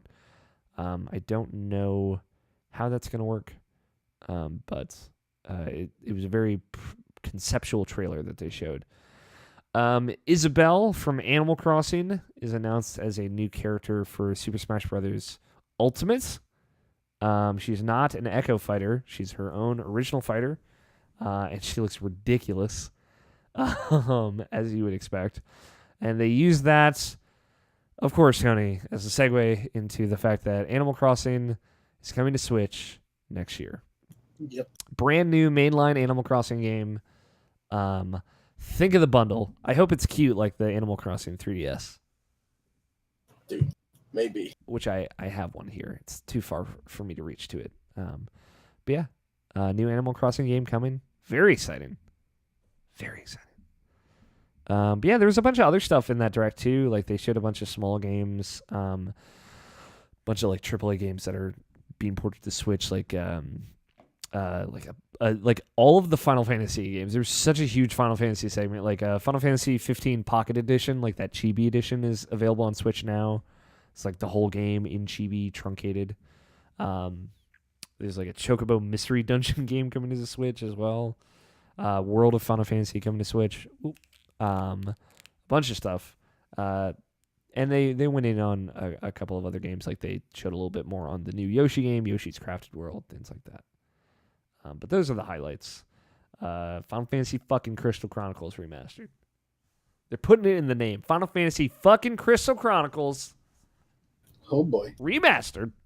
It's a great game, Tony. I feel like that is the co-op game that you would fucking also have a jolly good time with.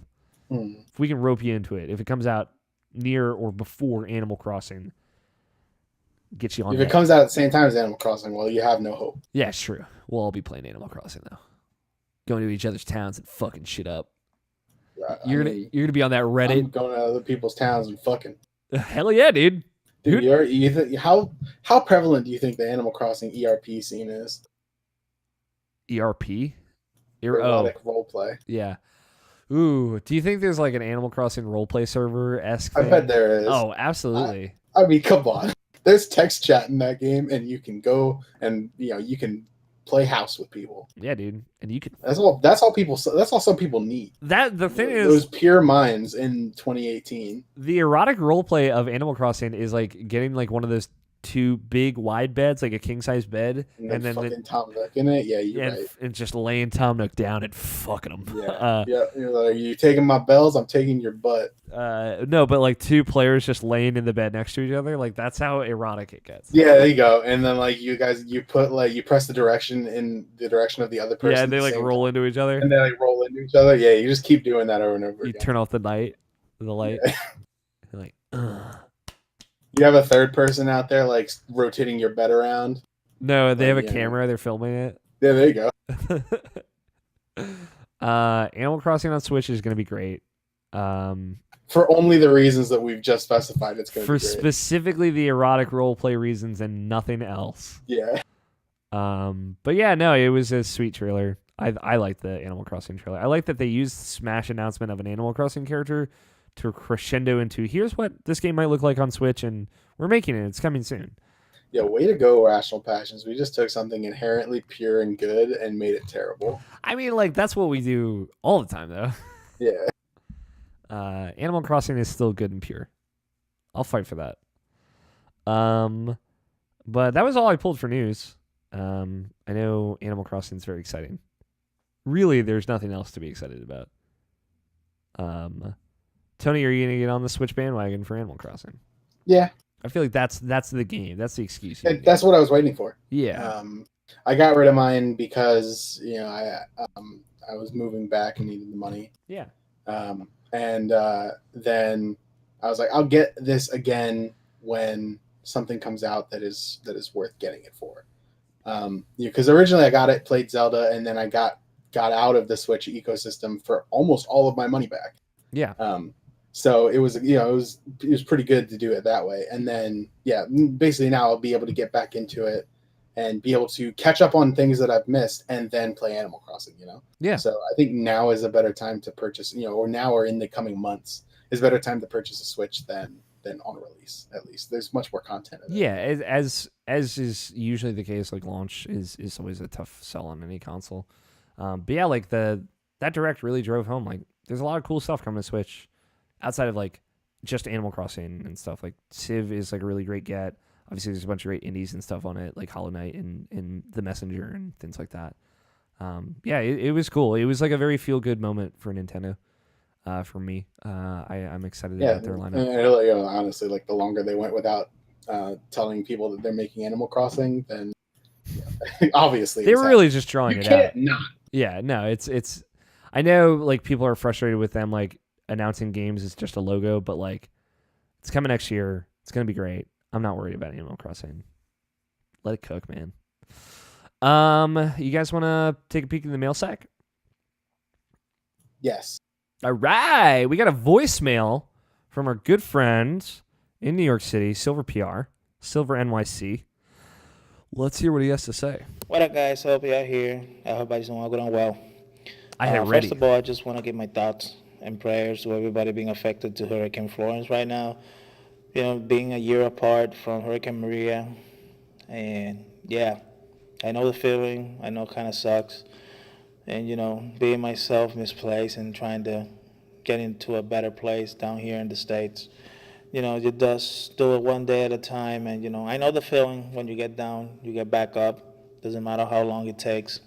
You just keep going at it. So, positive vibes with people out there. And if you're listening, I hope you're doing great. Without further ado, let's go straight to video games. Just the only talk in town this week, Spider-Man, man. It's just that damn good game. I don't want to get into the plot and everything, but like every superpower, every little side mission, every collectible feels that it has a purpose, and it doesn't feel like a chore. At least in my opinion, though. I mean, I've been enjoying every, even there's some, the crimes and whatnot that obviously they're repetitive.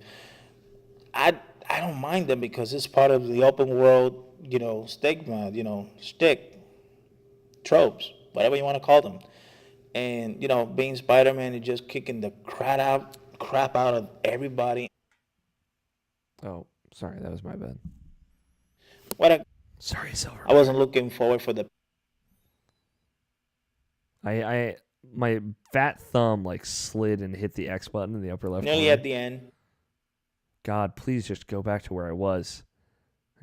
Obviously, they're repetitive. Sorry, everyone. I don't mind them because it's part of the open I'm a world. mistake. Stigma, stick, tropes, whatever you want to call them.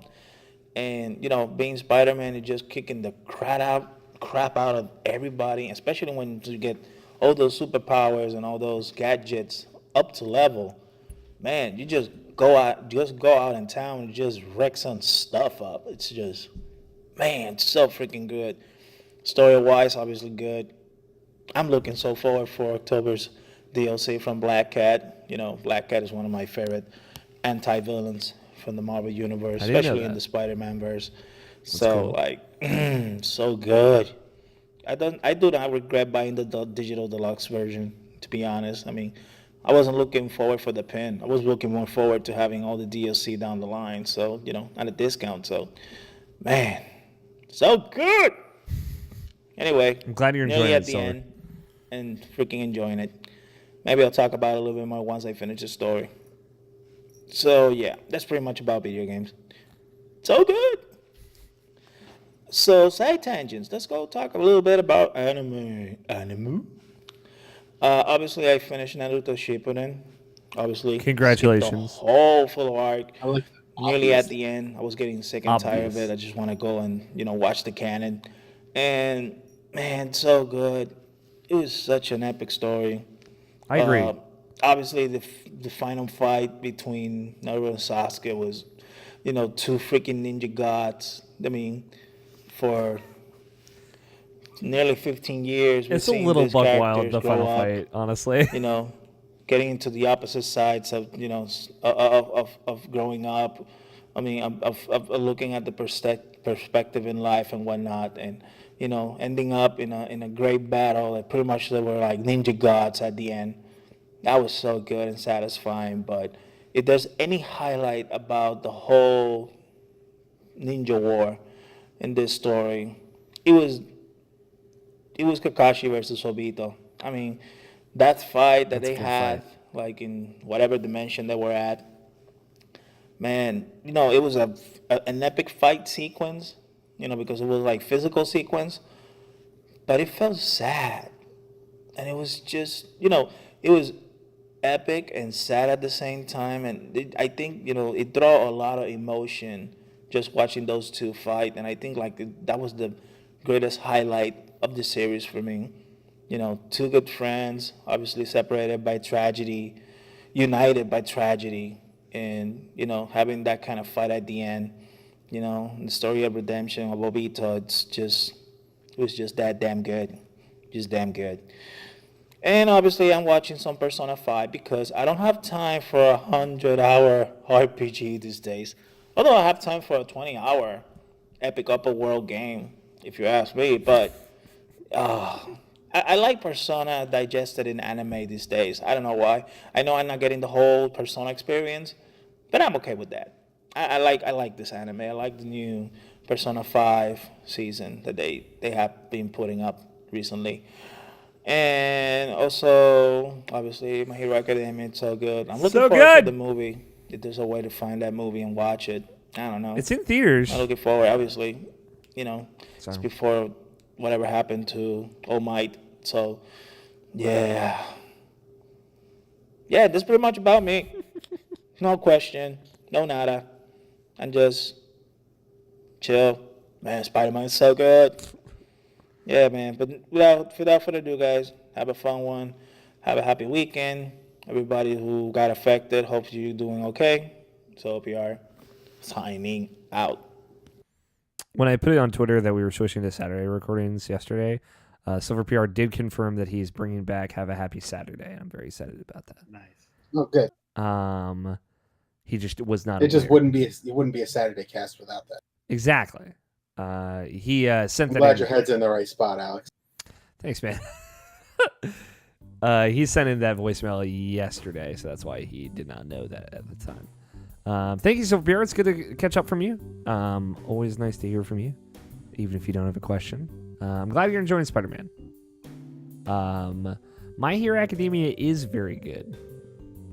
I'm 2 episodes behind still, but I can confirm top-notch anime.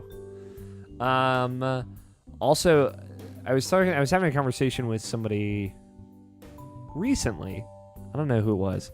They were talking to me about One Piece, and I One Piece is one of those things where it's like it is it's like Kingdom Hearts. Like for me, it's like unreasonable to expect anyone to like jump into One Piece right now.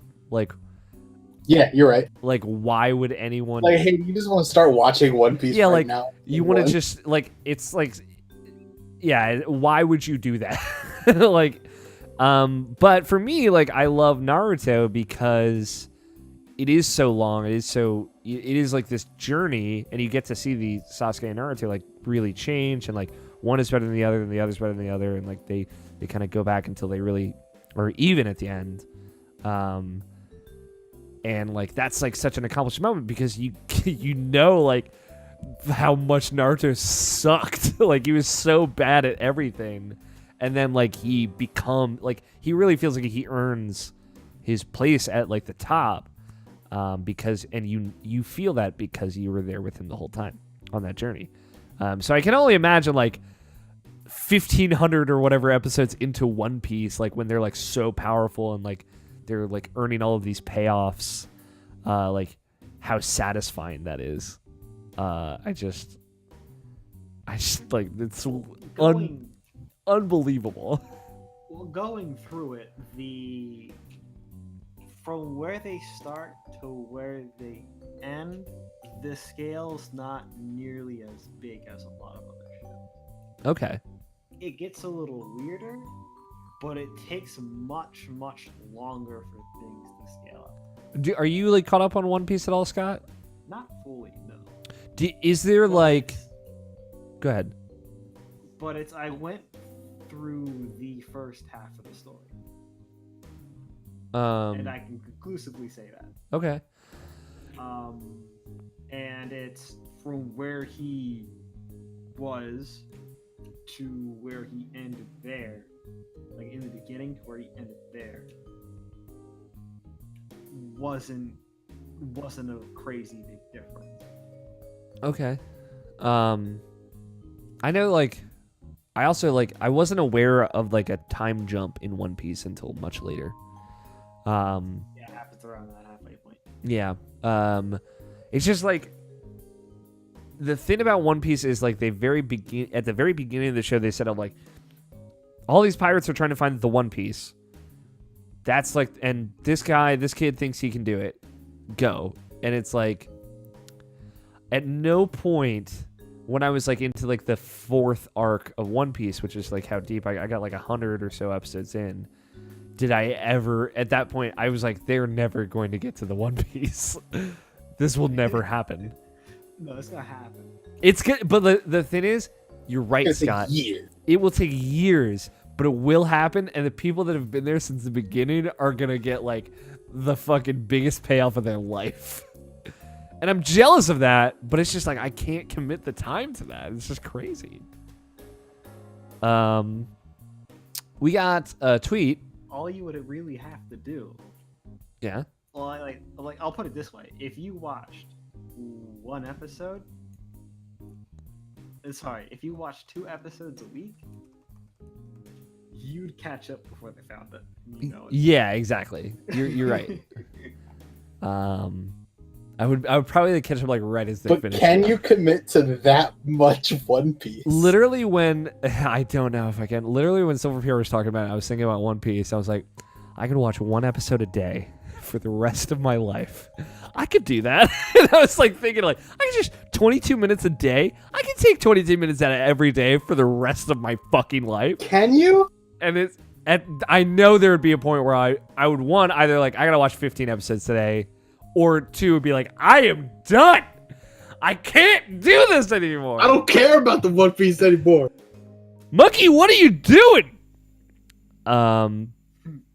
Yeah. I don't know. There is always like One Piece is very tempting to me, but like so is Detective Conan.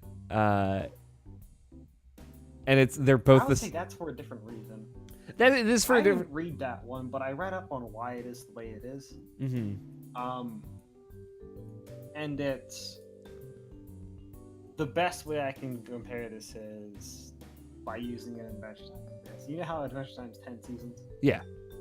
You know how I'll just tell you this straight off the bat. It's the biggest parts of those seasons that carry forward are basically the first two and the last two episodes of the season, Yes. right? So most of the other stuff, if you took, a good chunk of the episodes would not make sense if you just took those episodes out. But if you did essentially just not watch the season beginnings and finales, Mm-hmm. it could and tweak a few things. You could very much just call it your basic cartoon comedy series where each episode is almost completely separate from the next. Yeah, kind of like Monster of the Week style. Like, this is just the episode of this week. So with that show, I hear it tries to be that, but when there will be or not be an episode of importance is inconsistent, like extremely inconsistent. Yeah. And it's not like they're building a world with small subtleties. They're just dragging it out. Yeah. It's very much one of those things where like that's something where if you care about the characters, they're just like carrying you through that show. Not a lot of payoffs. And it gets, due to the nature of the show, I hear it gets forcibly repetitive. Like if you watch the first 3 or 4 episodes and you notice that they're very, very similar, Mm-hmm. that does not Change. Yeah. until you hit one of those episodes, and then you're just back to that over and over again. Yeah. Whereas the comedy cartoon series don't do that. Yeah. And I feel like One Piece doesn't do that either. To give it some No, credit. That's an action. Justin Graphius in our live chat is like trying to convince me to start a One Piece rewatch podcast or a One Piece watch along podcast. Calling it, he says, all systems Luffy, Oh god. which is pretty funny. And then all caps, Alex, bro. I cannot commit to that, Justin. Man, that would be the end of I'm me. gonna put this out there right now. Yeah. I would do it. You would do it? If Yeah. I committed, you could commit, we would do all systems Luffy. 100%. Okay. That honestly makes me want to do it way more, Tony. And you fucking know that's true. Oh, all right. I got a lot of I got a lot to think. I got a lot to think about tonight. Fuck. Because I think it was Mike Burgess that was telling me like, oh, One Piece is great. I'll do the watch along. Yeah, I know. Beginning and end of IP episodes. Yeah, just add the new Korra talk. I'm not gonna start up a second podcast. Man, y'all are tempting me with this. The thing is, I fucking know I'd love One Piece. It's disgusting. Yeah, I think so. Because I watched the first like 130 episodes. You'll like of it. everything about One Piece except for fucking Usopp. Yeah, Usopp sucks. He sucks. All Scott's over there like Usopp's my favorite character. The chef guy is my favorite character. Okay, so listen. Yeah, he's cool. You'll have that sentiment until a certain point. Until 700 episodes in, when he's finally He gets like redeemed. way jacked, right? Well, no, you'll like him before that. Okay. Because he is essentially the joke character. Yeah. His jokes don't get good until It's because his jokes are like 90s jokes. Yeah, it's true. He gets jacked though, like straight but up. It's basically the shit he pulls. I want to say, I actually don't have any reference for you. I think it happens after Arc 4. So It's all right. I'm looking at like after time skip Usopp, where he's all jacked and shit, and he looks cool. But before then, he sucks. We got one question. You can tweet your questions at IrrationalPod. Just use the hashtag IPQ. We'll read them on the show. This one comes from Justin. Justin Graphius at the Sigma Omega. He says, got a couple IPQ for you guys. One, Big Hero 6. But who do you think that mystery person shows up as? There was a new Kingdom Hearts 3 trailer that finally showed off the Big Hero 6 world. and now we stop talking about it. Yeah. I don't honestly remember what you're talking about, Justin. and obviously we're not trying to spoil it for Scott since he's blackout on it. It was cool to see that stuff. I honestly thought they weren't going to show it until the game came out, but it was cool to see that stuff. Looks great. Kingdom Hearts 3 continues to look like a great video game. 2, how about the Dragon Prince? What did you guys think? Please tell me you watched it. And again, we touched on this before the show. Dragon Prince is the new thing from the new show from the creators of Legend of Korra and Avatar: The Last Airbender, Netflix original. It came out like today, and none of us have watched it. I haven't watched it, sorry. Or it came out yesterday. I keep thinking it's Friday. It's not Friday. None of us have watched it yet. I think all of us are interested, but yeah, just none of us have watched it yet. And he said, so I guess there's like a kind of elemental magic-esque aspect to the Dragon Prince, much like Avatar. He says, if you did, which magic would you want of the 7, even though we didn't see them all? So I looked this up, so I was curious. There are 7 sources of magic in the Dragon Prince world. The sun, the moon, the stars, the sky, the earth, and the ocean, and life itself is the source for dark magic. Of those, which would you want to be your source of magic, Tony? Let me watch the first episode and I'll get back to you. Okay. I would say like the stars sounds cool. I don't know what that means. And there's like some brief descriptions here, but it sounds cool. What about you, Scott? Not the stars. Too far away. Too far away. Fair Yeah. enough. Would you be like the Earth kind of person? It's very close. I don't know. What I do know is not the stars too far away. Cool. Fair enough. What's the show called again, so I can like write it down for later? The Dragon Prince. It's a Got it. Netflix original. Oh, it's on Netflix. Yeah. So it's only on Netflix. Although nothing's ever only on one place. The internet exists. Justin says the stars is the one he thought of for himself, so we're down. That's it. Those are the only questions we got. Thank you everyone that wrote in or called in or whatever. Appreciate all of you. Thank you everyone for listening and or watching and or participating. Remember, if you'd like to be a part of the show, you can send us your voicemail like Silver PR Data 445901337. You can send us tweets. Tweet your questions at IrrationalPod with the hashtag IPQ. Or you can send us some emails, mailsack@irrationalpassions.com. But I'm trying to think. Some other stuff. Rate and review us on iTunes and Stitcher and Google Play and Spotify. It helps us out a lot. Go check out the other shows on the website. Input, get acquainted. Check out our PAX cast. And see all the cool stuff that the writing team and myself, and not just writing team, the wider Irrational Passions team is doing at irrationalpassions.com. We've reached the end of the show, and that means it is time for a very special segment. It's time for bets. What? This week's bets, let's see what comes out next week, guys. Because I'll let you know, September has been a busy month for video games. And I'm trying to think. There was that thing Nintendo announced. Yeah, that's right. The Undertale comes out for Switch next week also. That's more of like a public service announcement. If you've yet to play Undertale, I can't talk about this on the show. Oh, you can't?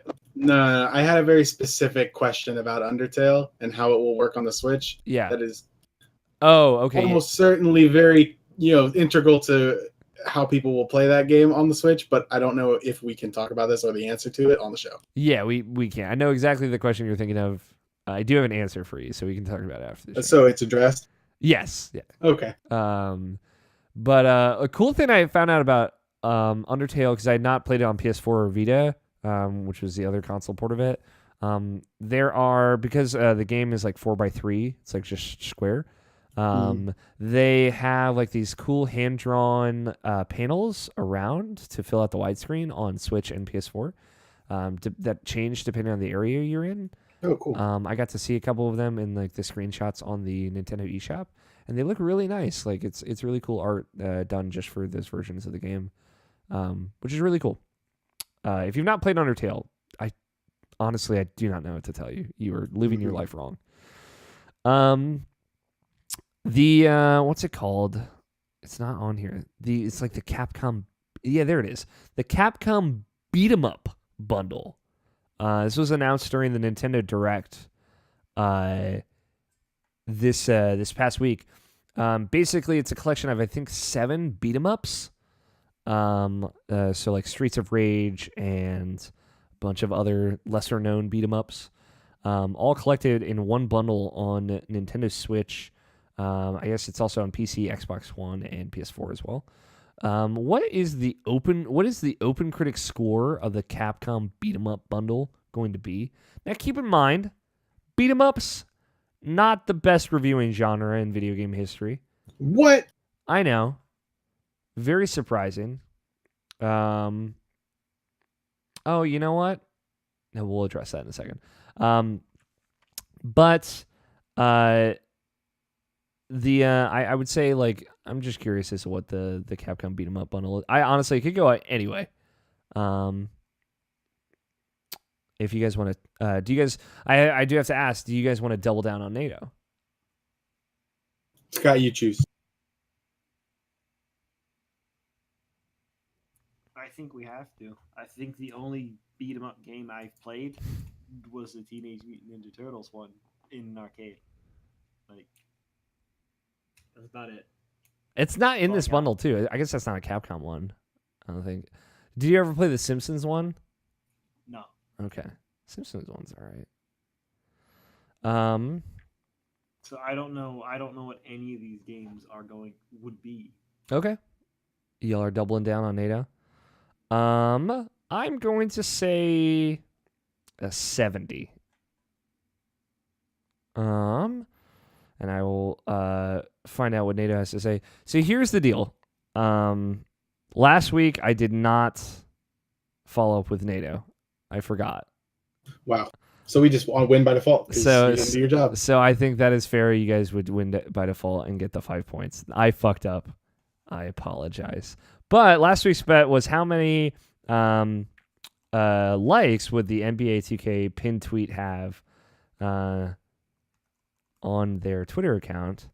The pin tweet was like, hey, congratulations. Here is sorry for the audio.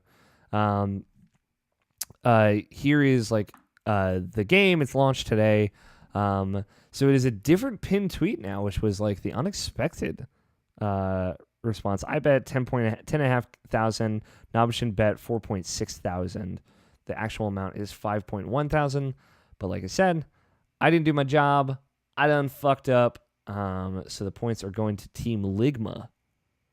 Jesus Christ. They're really closing the gap on this one. So it's 5 points because it's a double down on NATO amount of points. Which brings Team Nanashi still holding steady at 42 points total. And Team Ligma, which is the current meme team name, Still a good meme. I was going to say, would you like to update it? No, Ligma's a pretty good meme. Ligma's pretty good. I feel like I've not seen a Ligma meme. You guys are going to have to show me one. Because I feel like I'm out of the loop on that. It's just the whole Ligma's thing. more of a meme in passing. Yeah, it's the whole thing. Like, it's not like the meme you make memes I about. can just go ahead and tell you the story. I'd like to hear the story. Tell me the story of Ligma. It's not going to be anything dangerous. While Ninja was playing on stream, Okay. somebody made a meme of him dying to Ligma. And he asked what Ligma was. Somebody responded with Ligma balls. That's really funny, actually. That's about it. Still a good joke. You're right, Tony. Yeah. But that brings Team Ligma up to 40 points, just 2 points behind. Oh, good. Luckily, we doubled down again so you can pull ahead. Yeah, so if you win this double down, you're pulling ahead in the lead. And Unfortunately, you will lose the right to double down on NATO, but That's all right. We don't need him. you won't need it after that point. Hopefully, I will be good. And But then you'll be able to do it. yeah, I mean, I would say we have to get a certain amount of points behind before. Wasn't it like 10 points behind or 10 something? points behind, I think is I fair. don't remember. I just made that up, so I think 10 points behind is right. I made it up very well then. So that's the bet. Thank you everyone for tuning in, joining in, watching live, listening to the audio version. Apologies for the delay on the previous audio. I still love you, I promise. Thanks everyone that checked out our patch stuff. We worked very hard on it, and I appreciate all the support we got for it. Especially all the Spelunky 2 fans coming out of the woodwork. This is like one of the most read previews we've ever had on the site. So thank you everyone for that. Thank you, Scott. Thank you, Tony, for joining me as always. I love you guys. Big hugs all the way around. Thank you to Danny Wiesner for our opening music of Two Player Co-op and our closing music of The World is Saved. That's it. That's all I got. I've been your host, Alex O'Neill. Play your games. Stay rational. We will talk to you all next week. Titles? I wrote some Yes. titles. Inquisitively. There's a couple I was going to also add. I was just trying to get to them. Oh, there's one. I had it. So I have it spelled LYGMA in my note just for reference, Tony, but that's fine. What? The Ligma. Yeah, I just fixed it. I know. In my note where the bets are, it's Team LYGMA. Oh, okay. Oh god, there's one more. Oh. That was not super fun. I'm not as good as writing titles as Nobishin, as everyone I'm sure will notice. But here are the titles. So the titles are BDO Character Deletion Chronicles, I'm Uncultured, The Spidey Spoiler Brigade, Ligma is Still Funny, and Stars Too Far. I could be Stars Too Fars for the alliteration. Tony, do you like any of these titles? They're all trash. The way you read it was in this distaste of like this disgusting garbage. We just have it be IrrationalPod 394 Untitled. We can. I'll feel bad though, just because it means I didn't do good joke. It is a good joke. But then All right, when so here's the no one reads the second part, then it's just Oh yeah, no, it's just Yeah. there's no part. That's actually really funny. But here's the thing: it's you give it a good 3 seconds of muted sound Mm-hmm. because there's supposed to be a title. Oh there. yeah. it's But just there's we all not. suck at this job. I'm sorry, Nobishin. I'll let you down wherever you are. All right, I'll say the episode number. Hold on, it's a good bit once. No, it's a good bit once. We Or- can't do this or- again. We're near 400 episodes, only doing this once. Yeah, I feel like we did all right. That's all right. I mean, that helps you sleep at night. Damn, dude, ice cold. You're listening to Irrational Passions Podcast, episode 394. All systems Luffy. Fuck, that actually would have been a good title too. I read chat though, and I was like, oh, that's the title. Yeah, fuck, all systems Luffy. You don't have to No, include it. Untitled meme has to stay. No, the untitled joke is too good. You guys can stop recording now. Thanks everyone for watching at home. I appreciate all of you very, very much. Have a good evening.